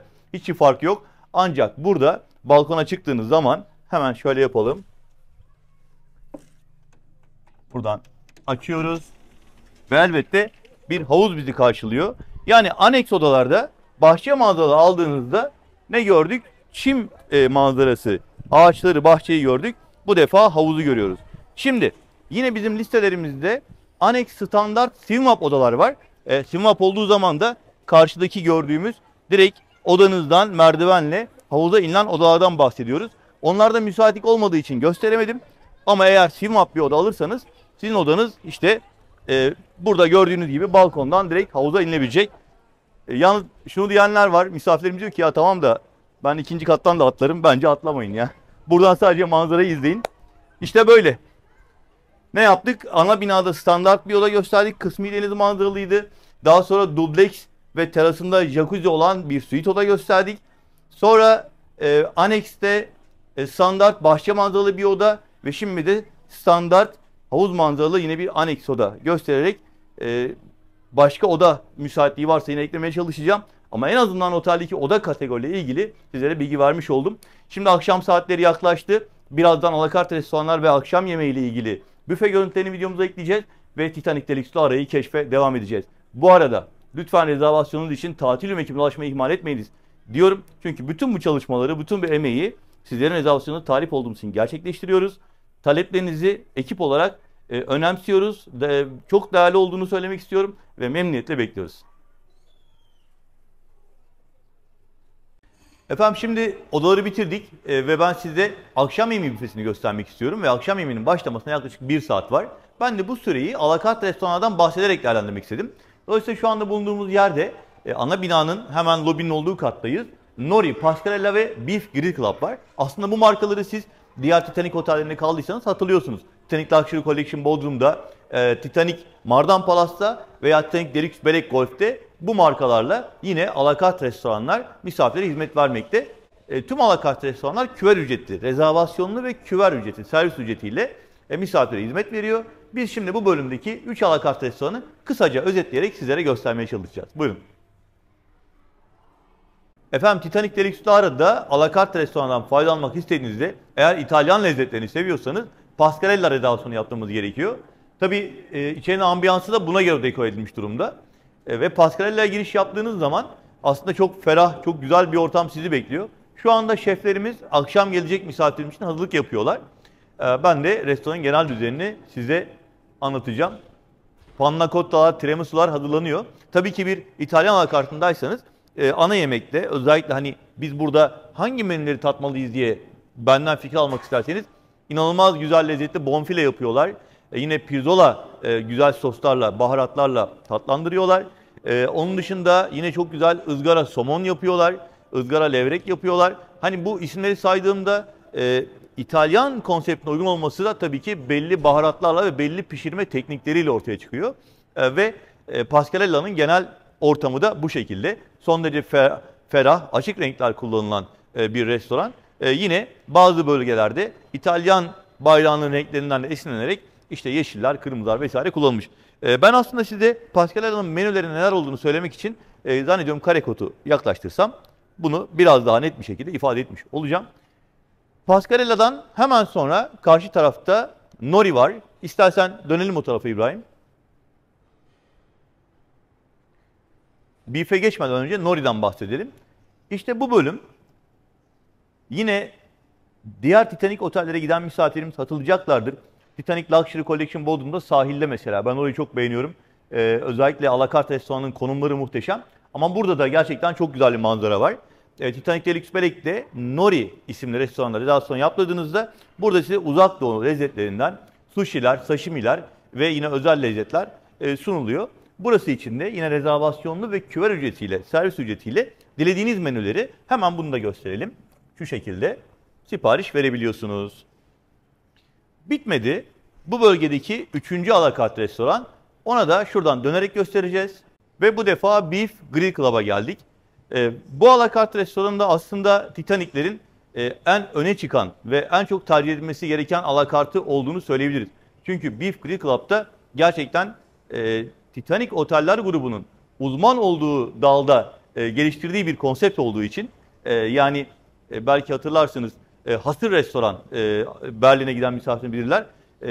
Bu anlamda çok daha öne çıktığını düşünüyorum ben. En azından benim fikrim öyle. Buraya geldiğiniz zaman da yine rezervasyonlu ve servis ücreti karşılığında drylanmış et menülerinden, T-bone'lardan, Dallas'lardan, hatta şöyle bakalım başka neler varmış. T-bone'lardan sipariş verebiliyorsunuz ve burada size güzel bir şov eşliğinde sunum yapıyorlar. İşte genel ortamda bu şekilde. Beef Grill Club'dayız. Çok şık bir ortam. Bu bölümde bir de teras misafirler için hazırlanmış. Terası da görelim isterseniz. Manzarayı da gösterelim. Son derece kaliteli şık sunumlar. Mutfak için hazırlanmış özel malzemeler, tabaklar, desenler gerçekten çok hoş. Ve buradaki manzara da havuz ve deniz manzaralı. Tamam, restorana girdiğiniz zaman aslında biz büfeleri gezmeye başlamadan önce ilk dikkatinizi çekecek şeyin girişte sol tarafta çocuk büfesinin ve çocuk restoranının olması. Bu alan özellikle Titanic Deluxe Lara'nın çocuk dostu bir tesis olduğunun bir göstergesi. Çocuklar buraya gelip kendi tabaklarını kendileri yapabiliyorlar. Yani buradan kendi istedikleri renklerde kızlar için pembe var, erkekler için mavi var. Büfeden kendileri alabiliyorlar. Onlar için yine burada cam kavanozlarda, mamalarda mevcut. Şimdi tabii çocuklar önemli. Özellikle çocuk dostu bir tesiste. Buradan bahsetmeden geçmek olmazdı. Çok kısaca burayı gösterdik ve şimdi artık restoranı gezmeye başlayabiliriz. Şöyle dönüyorum. Sol tarafımızda diyet büfesi öncelikle dikkatimizi çekiyor. Burada tabii ki haşlama ürünler var. Ancak ben şöyle bir hatırlatma yapmak istiyorum. Elbette birçok otelde ana restoranda turumuzu yaparken misafirlerimizi uyarıyoruz. Diyoruz ki eğer alerjen, sizin gıdaya karşı laktozsuz, glutensiz veya vegan ya da vejetaryen beslenmesi gerektiği durumlar varsa bunları mutlaka misafir ilişkileri masasındaki arkadaşlarımıza hatırlatın. Buna göre size burada şeflerimiz yardımcı oluyorlar. Şimdi ikinci bölüm. Yine restoranın giriş bölümünde ekmek bölümü. Buradaki ekmeklerin tamamı buradaki ustalarımız tarafından. Kolay gelsin şefim. Ellerine sağlık. Buradaki ekmeklerin tamamı ustalarımız tarafından burada imal ediliyor. Özellikle sabah saatlerinde mis gibi kokan ekmekleri burada bulabilirsiniz. Akşam da öyle tabii ama sabahları özellikle fırından çıkan ekmekler daha çok tercih ediliyor. Efendim ekmek büfesinden sonra aslında ben size biraz böyle soğuk başlangıçlar falan demek istiyorum ama duman benim ilgimi çekti. Burada 3 tane büyük mangal var. Kömür ateşinde ızgaralar burada yapılıyor. Kolay gelsin arkadaşlar. Özellikle bizim misafirlerimizin ızgara konusundaki titizliğine ve bu konudaki hani oteli tercih etmekte bile bir etken olabiliyor. Titanic Deluxe Lara'ya geldiğiniz zaman burada gördüğünüz gibi bir şov var. 3 tane büyük mangalla şeflerimiz kebaplarımızı ve ızgara sebzelerimizi hazırlıyorlar. Bugün kuzu pirzola ızgara ve Urfa kebap var. Tabii ki günlere göre değişen menüler burada yine sunulmakta. Hemen onun yanında da etlerinizin yanına alabileceğiniz garnitürler var. Acı tatlı soslar var. Biber soslar veya patlıcan közleme ile yapılan mezeler var. Sumaklı soğan var. Adanalılar, Urfalılar vazgeçemezler kebabın yanında. Lavaş ekmek tercih edebilirsiniz yine kebabınızın yanında. İsterseniz beyaz et almak arzu ediyorsanız burada tavuk ızgara yapıyorlar. Biraz daha devam ettiğimizde Kolay gelsin. Şimdi teyzeciğim nasılsın, iyi misin? İyi, teşekkür ederim. Elinize sağlık. Şimdi bu bölüme gelince böyle ev yemekleri, sizde ev yemeklerini böyle bütünleşmiş, güzel bir görüntü olmuş. Ama burayı anlatmadan önce ben şuradaki ustamın hazırlığını bir size göstermek istiyorum. Etli ekmek ve pide fırını. Ustam nasılsın, iyi misin? Evet. İsminizi okuyamadım. Mehmet abi, Urfa mı Antep mi? Afyon. Bilemedim. Peki. Sabah saatlerinde de burada peynirli pideler vesaire yapılıyor. Öğlen de yapılıyor, akşam da yapılıyor. Şu anda gayet güzel etli ekmekler Afyonlu ustamız Mehmet şefimiz, Mehmet ustamız tarafından hazırlanıyor. Daha sonra Nermin teyzemizin yemekleri var. Şimdi burası aslında böyle bir esnaf lokantası görüntüsünde. Elbette güvecimizi atlarsak olmaz. Burada ne var? Bu da etli, kuzu etli. Bu kuzu etli, o Zebzeli. ha bakın. Şimdi mesela etle aranız yoksa illa etli yemek zorunda değilsiniz. Burada sebze güveç var. Burada da kuzu eti mi bu? Kuzu etli güvecimiz var. Elinize sağlık.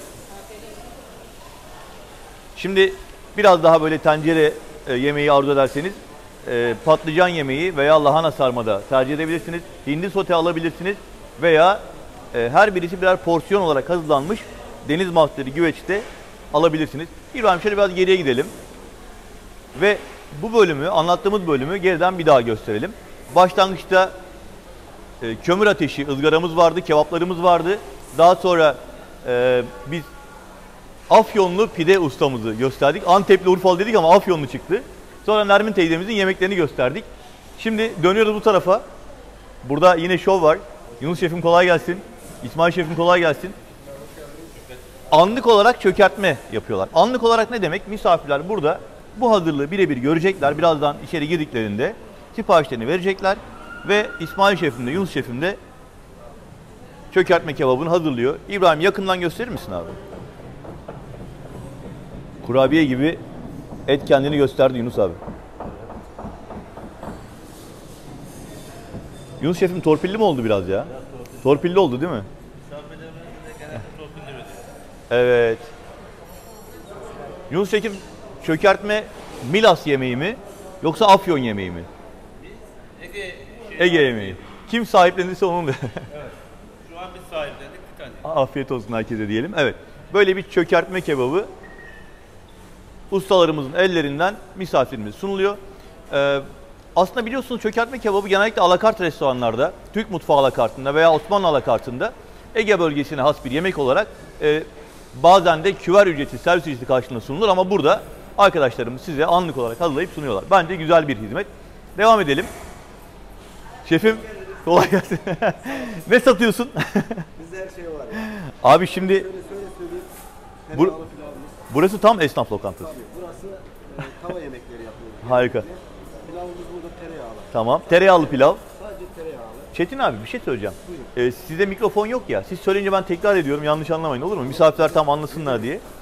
Şimdi biz buraya biraz esnaf lokantasına benzettik ama bu ne abi? Chili con carne. Uzak Doğu, Asya. Yemeği. Çünkü terbiyesiz bir gecemiz olduğu için He? Meksika gecesi yani Asya gecesi. Acılı mı bu? Acılı. İçinde barbunya falan da var galiba. Kırmızı Meksika barbunya. Ya elbette biz kebaplardan, çökertmelerden falan bahsediyoruz ama sonuçta 5 yıldızlı deluxe kategoride bir otele geliyorsunuz. Farklı lezzetler tatmak için de burada alternatifler var. İşte Nermin ablanın büfesinde de vardı. Çin pilavı gibi seçenekler. Bence gelmişken tadına bakmakta fayda var. En azından farklı lezzetleri tatmış olursunuz. Kolay gelsin size. Bugün biraz daha Asya mutfağından lezzetler ön planda gibi sanki. Merhabalar. Kolay gelsin. Somon gravlax. Evet, uluslararası bir mutfakta Norveç mutfağına özgü. Norveç mutfağına özgü. Ben öğrendiğim kadarıyla Erkan şefim bana anlatmıştı. Çiğ somon. Ancak tuzla bekletilerek pişiriliyor. Norveç mutfağına özgü bir başlangıç olarak geçer. Soğuk mutfak adına. Bizdeki pastırma usulü biraz yapılış tarzıdır. Tuz ve şekerle marine edilip birkaç gün bekletildikten sonra güzel bir lezzet alır. Mantığı budur. Çok Bu teşekkür şekilde. ederim. Çok sağ olun. Teşekkürler. Sağ olun. Ben de hemen kendi bilgim dahilinde toparlayayım. Buradaki somon çeşitleri Norveç mutfağından aromalı somonlar. Yani fıstıklısı var, işte ne bileyim çeşitli baharatlarla, ot çeşitleriyle aromalandırılan var. Ancak bunların hiçbirisine ateş değmiyor, tuzda demlendiriliyor.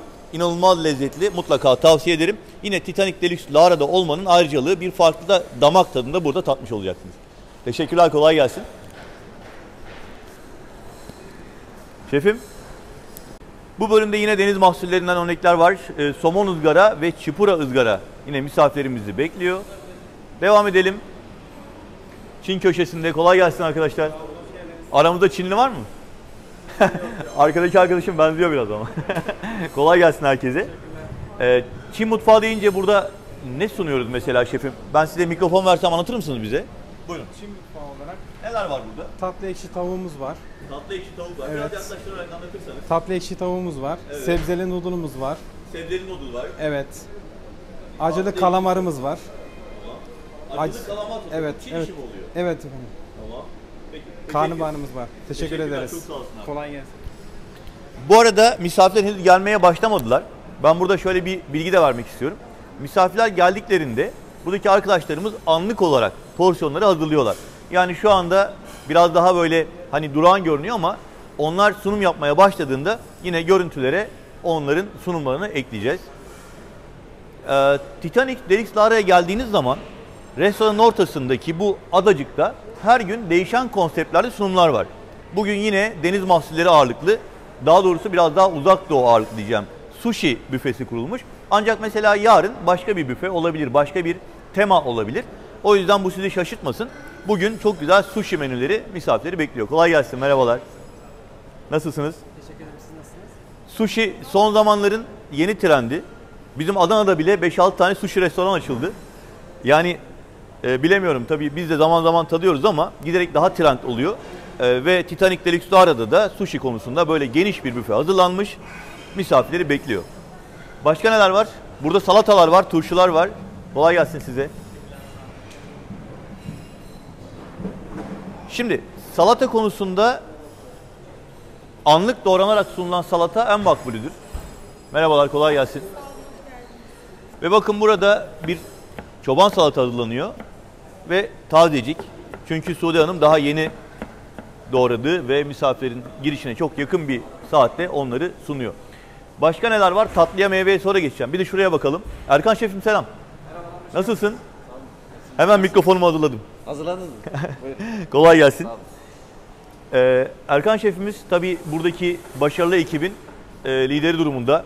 Eksekutif şefimiz. Doğru mu söyledim? Doğrudur. Ve buradaki mutfaktaki gıda güvenliği açısından, gıdaların misafirlerimizi rahatsız etmeyecek şekilde sunulması açısından ve her gün değişen temalarda menülerin sunulması açısından başrol oynuyor. Erkan Şefim, bize, misafirlerimize notun var mı?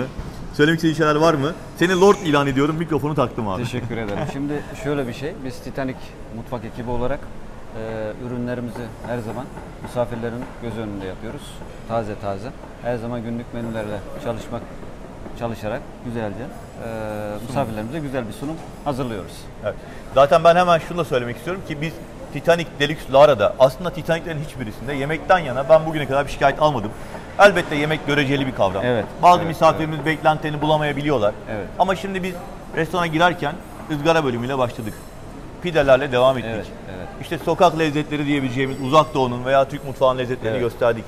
Onun yanında çökertme kebaplarından bahsettik. Evet. İşte Uzak Doğu suşiler falan dedik. Yani aslında burada neredeyse hem Türk hem international birçok tadı bulmak mümkün. International mutfağımızda, büfemizde her türlü şekilde ürünleri bulabilirler misafirlerimiz. Peki bazen misafirlerimiz bu hani glutensiz, laktozsuz veya işte alerjen şeyleri olabiliyor. Evet. Onları nasıl değerlendiriyorsun? Onlar da büfemizde glutensiz yerimiz var. Ben atladım Laktozsuz mı orayı? Görmedim ürünlerimiz herhalde var. orayı. Soğuk büfemizin hemen Tamam. yan kısmında. Şimdi oraya geçelim. Soğuk büfeyi göstermedik zaten daha. Şimdi hemen geçebiliriz. Onlara hem içeriden hem dışarıdan istediği ürünler olduğu sürece yardımcı oluyoruz. Çok teşekkür ederiz. Bu arada ben mezeleri atladım az önce. Tekrar Mezeler geçeceğim kaçtı? oraya. Ama isterseniz sıcak bölümdeki son bölümü de misafirlere gösterelim. Önce makarnalardan bahsetmek istiyorum Erkan Tabii, Şef'im. buyurun. Çünkü burada makarna sunumu yapılırken misafirlerimizin isteğine göre, merhabalar, kolay gelsin. Misafirlerimizin isteğine göre soslanarak sunuluyor. Evet. Yani hani makarna dediğimizde sizlere sunulan belli standart bir şey yok. Buraya gelip kendi damak zevkinize göre sipariş verebiliyorsunuz. Hatta mantılar da, tortellinler de var. Tortellini. Ben mantı dedim geçtim ama tabii İlk bakışta böyle bir andırdı. Burada Biraz soslar misafirlerimizin isteğine göre soğanlı, sarımsaklı, brokolili, sebzeli bir şekilde yapıp kendilerine ikram ediyoruz. Şefim ne kızartıyor? Şefimiz burada tempura soslu muz flambe yapıyoruz. Tatlı Vanilya olarak. soslu, tabii tatlı. Tabakta gurme tabağı olarak geçiyor. Ya çok güzel görünüyor ama biz yine de baklavacıyız. Peki. Kolay gelsin, merhabalar. Burada da genelde çocukların da tercihi olacaktır Evet. diye düşünüyoruz. Patatesler, kroketler kızartma olarak sunuluyor. Yine peynirli börekte Evet. sunumlar arasında. İsterseniz biz soğuk mezelerden de biraz görüntü ekleyelim. Tabii Sonra ki. tatlılara geçelim. Ve glutensiz ürünlerin bulunduğu bölümde burası. Yine misafirlerimizin hani alerjen durumlarında, az önce bahsettiğim gibi özel gıdalarla beslenmesi gereken durumlarda mutfak ekibine veya misafir ilişkilerindeki arkadaşlara bilgi vermeleri yeterli olacaktır. İşte burası da hani ya bir peynir tabağıyla başlayalım. Alkol kullanan misafirlerimiz, şarap seven misafirlerimiz peynir tercihini buradan yapabilirler. Evet. Onun yanı sıra işi alkole bağlamak için söylemedim tabii ki. Yani illaki bir soğuk meze tabağı alkol kullanan misafirlerimizin olmazsa olmazı, ama yine de şu güzelliği göstermek istiyorum. Zeytinyağlılarımız, Burada mezelerimiz. zeytinyağlılar, karides salatası, fava meze, zeytinyağı salatası. Yani böyle hani Herkes tavuğu. Ayvalık'ta bir balık lokantasına gittiğinizde Aynen. 3 aşağı 5 yukarı ne varsa Aynen öyle. burada bulabilirsiniz. Aynen bulabilirsiniz. Erkan Şefim çok teşekkür ederiz. Ben teşekkür ederim. Şimdi en tatlı köşeye geçiyoruz. Evet, buyurun. En tatlı köşeye geçiyoruz. Yine bizim Türk misafirlerimizin olmazsa olmazı. En başta pastaları gösterip finali mi burada yapsaydık? Yok, öyle yapmayalım ya. Gel, kırılmasın. Buradan Final, oraya evet, gitmek olmaz. buradan, evet. Olmaz. Şu güzelliğe bakar mısınız? Tamam, burada yapılıyor değil mi? Tamamı burada yapıyoruz. Kendi ustamız, Harika. kendi ürünümüz. bütün Şunun adı neydi? ürünlerimiz. Dilber dudağı mıydı? Dilber dudağı. Dilber dudağı var. Havuç dilimi. Havuç dilimi var. Evet. Midye baklavamız Midye var. baklavamız Kuru var. baklavamız var. Kuru baklavamız Evet, var. soğuk baklavamız Bu var. kadayıf mı? Kadayıf, üstü fıstıklı. Sıvama fıstık ya. Evet. Çok güzel. İbrahim Sütlü kardeşimin Nuriye'miz var. vazgeçilmezi sütlü baklava. Sütlü Nuriye'miz ve Sütlü şöbiyetimiz Nuriye. var. Şimdi tabii ki ben burada yine kendi yorumumu katacağım. Evet, hamur tatlıları birçok yerde yine olabiliyor ama gerçekten birinci kalite. Yani fıstıklı ararız değil mi? Yani olabildiğince. Evet. Hani bundan fazlası nasıl olur bilmiyorum. Tatlı seven misafirlerimizin, baklava seven misafirlerimizin galiba vazgeçilmezi olur burası da. Yine hemen onun yanında da adet pastalarımız, Adet dilim pastalarımız, pastalarımız, magnolyalar var, magnolyalarımız, çikolatalar var, Nugatlarımız, profiterol, nugatlar var, eklerlerimiz. sütlaçlar ve spangileler var. Evet, 3 boyutlu pastalarımız. Dikkat ederseniz baklavayı falan anlatırken aynı heyecanı burada Evet. şey gelmiyor. Makaronlarımız. Çıkmıyor. Makaronları da burada mı yapıyorsunuz? Evet. Elinize sağlık. Gayet güzel, taze. Ben yukarıda kahveyle denedim. Çok güzeldi. Gerçekten Afiyet olsun. kıvamlıydı. Elinize sağlık. Ve Erkan Şefimin de eşliğinde biz Titanic Deluxe Stara'da ana restorandaki büfe ile ilgili genel sunumu bitirmiş olduk. Hemen söylemek istiyorum ki büfeler günlük olarak değişiyor. Değil mi Erkan Şefim? Doğrudur. Her gün aynı yemekler yok ve buraya geldiğiniz zaman sizler için hazırlanmış çok özel bir sunum var. Ekip zaten muhteşem. Artık bundan sonrasında misafirlerimizi burada bekliyoruz diyelim. Ve biraz da oturacak yerleri gösterelim. Çok teşekkür ederim. Ben teşekkür ederim Erkan Şefim. Ersin Bey. Görüşmek üzere, Ayağınıza misafirler sağlık. size emanet. Görüşmek üzere. Mikrofonumu alabilir miyim? Tabii ki. Teşekkürler, sağ olun. Evet. Ve şimdi tabağınızı aldıktan sonra bir de oturacak yer düzeninden bahsedelim. Titanic Deluxe Lara'da oturmak için hem kapalı alanlarda, klimalı bölümde hem de isterseniz dışarıda teras bölümünde masalar var. Bunları artık siz tercihinize göre değerlendirebilirsiniz. Sigara kullanıyorsanız dışarıda oturabilirsiniz. Sigara kullanmıyorsanız içeride oturabilirsiniz.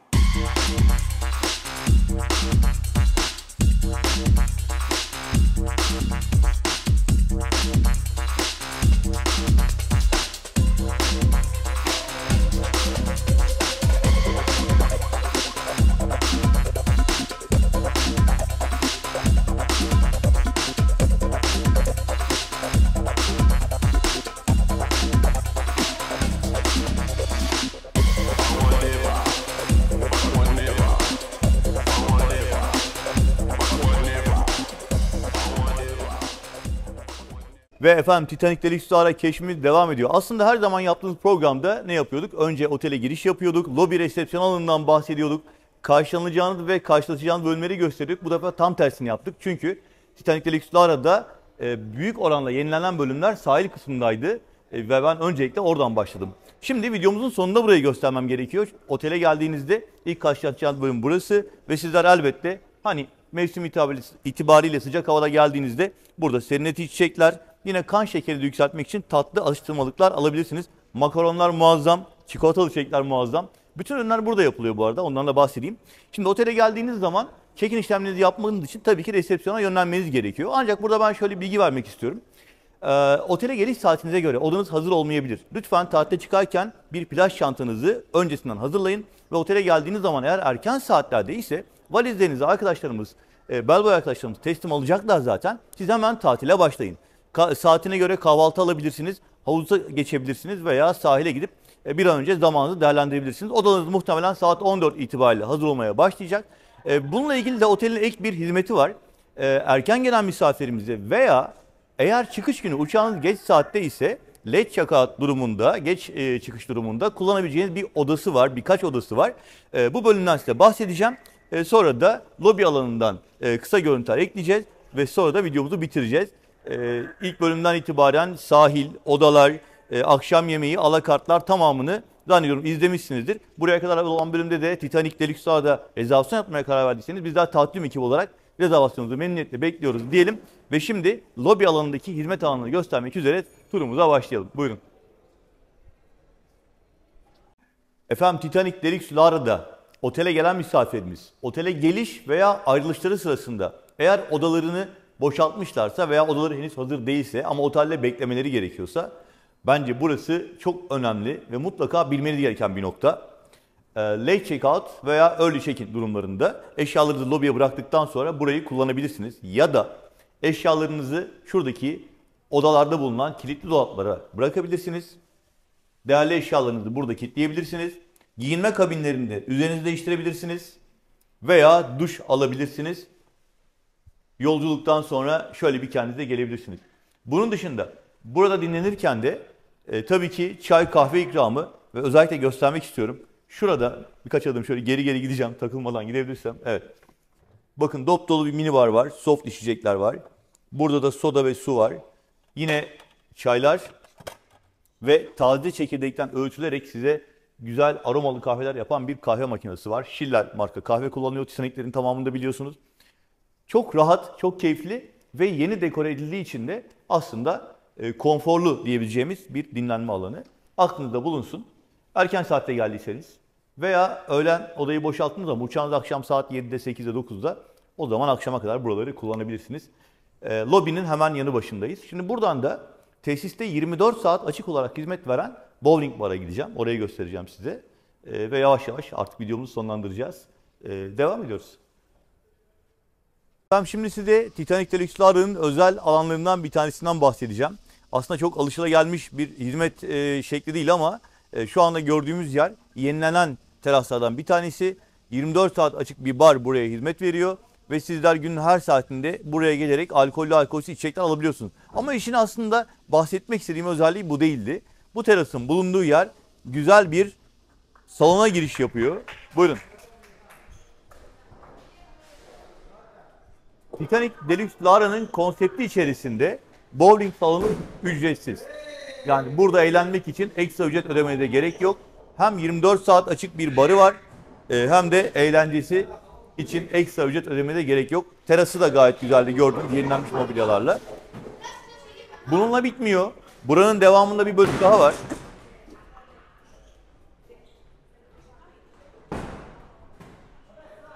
Bakın şu anda geldiğimiz alanda köşede bilardo masaları var. Çok şık, güzel böyle modern bir bistro masalarla beraber bar atmosferinde burası. Ve elbette bilardo da ücretsiz. Ve daha da önemlisi bu alanlarda güzel zaman geçirirken, eğlenirken karşımızdaki bar 24 saat açık ve yine konsepte dahil. Merhabalar, kolay gelsin. Yine Titanic Deluxe Lara'nın konsepti içerisinde bulunan birçok premium marka içecek konsepte daha şekilde sunuluyor. ve bunun için burada ekstra ücret ödemeye de gerek kalmıyor. Gerçekten keyifli bir alan. Kış aylarında bile gelseniz burada zaman geçirebilirsiniz. Yazında dışarıda uzun süre geçirdiyseniz hani biraz da böyle kapalı bir alanda dinlenmek ve eğlenmek isterseniz bu alanı kullanabilirsiniz. Ama aslında hala bitmedi. Bir bölüm daha göstermek istiyorum size.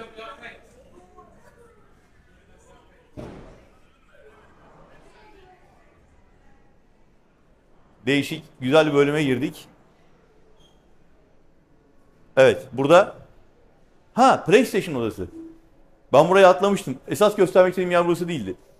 PlayStation aslında otelde KQA Çocuk Kulübü'nde göstermiştim. Orada çocukların faydalanabileceği bir alan olarak sunulmuştu. Burası ikinci bölüm. Ama ben esas şurayı göstermek istiyorum size ya. Elektronik oyunlar var. Bu bölümde ücretsiz. Evet.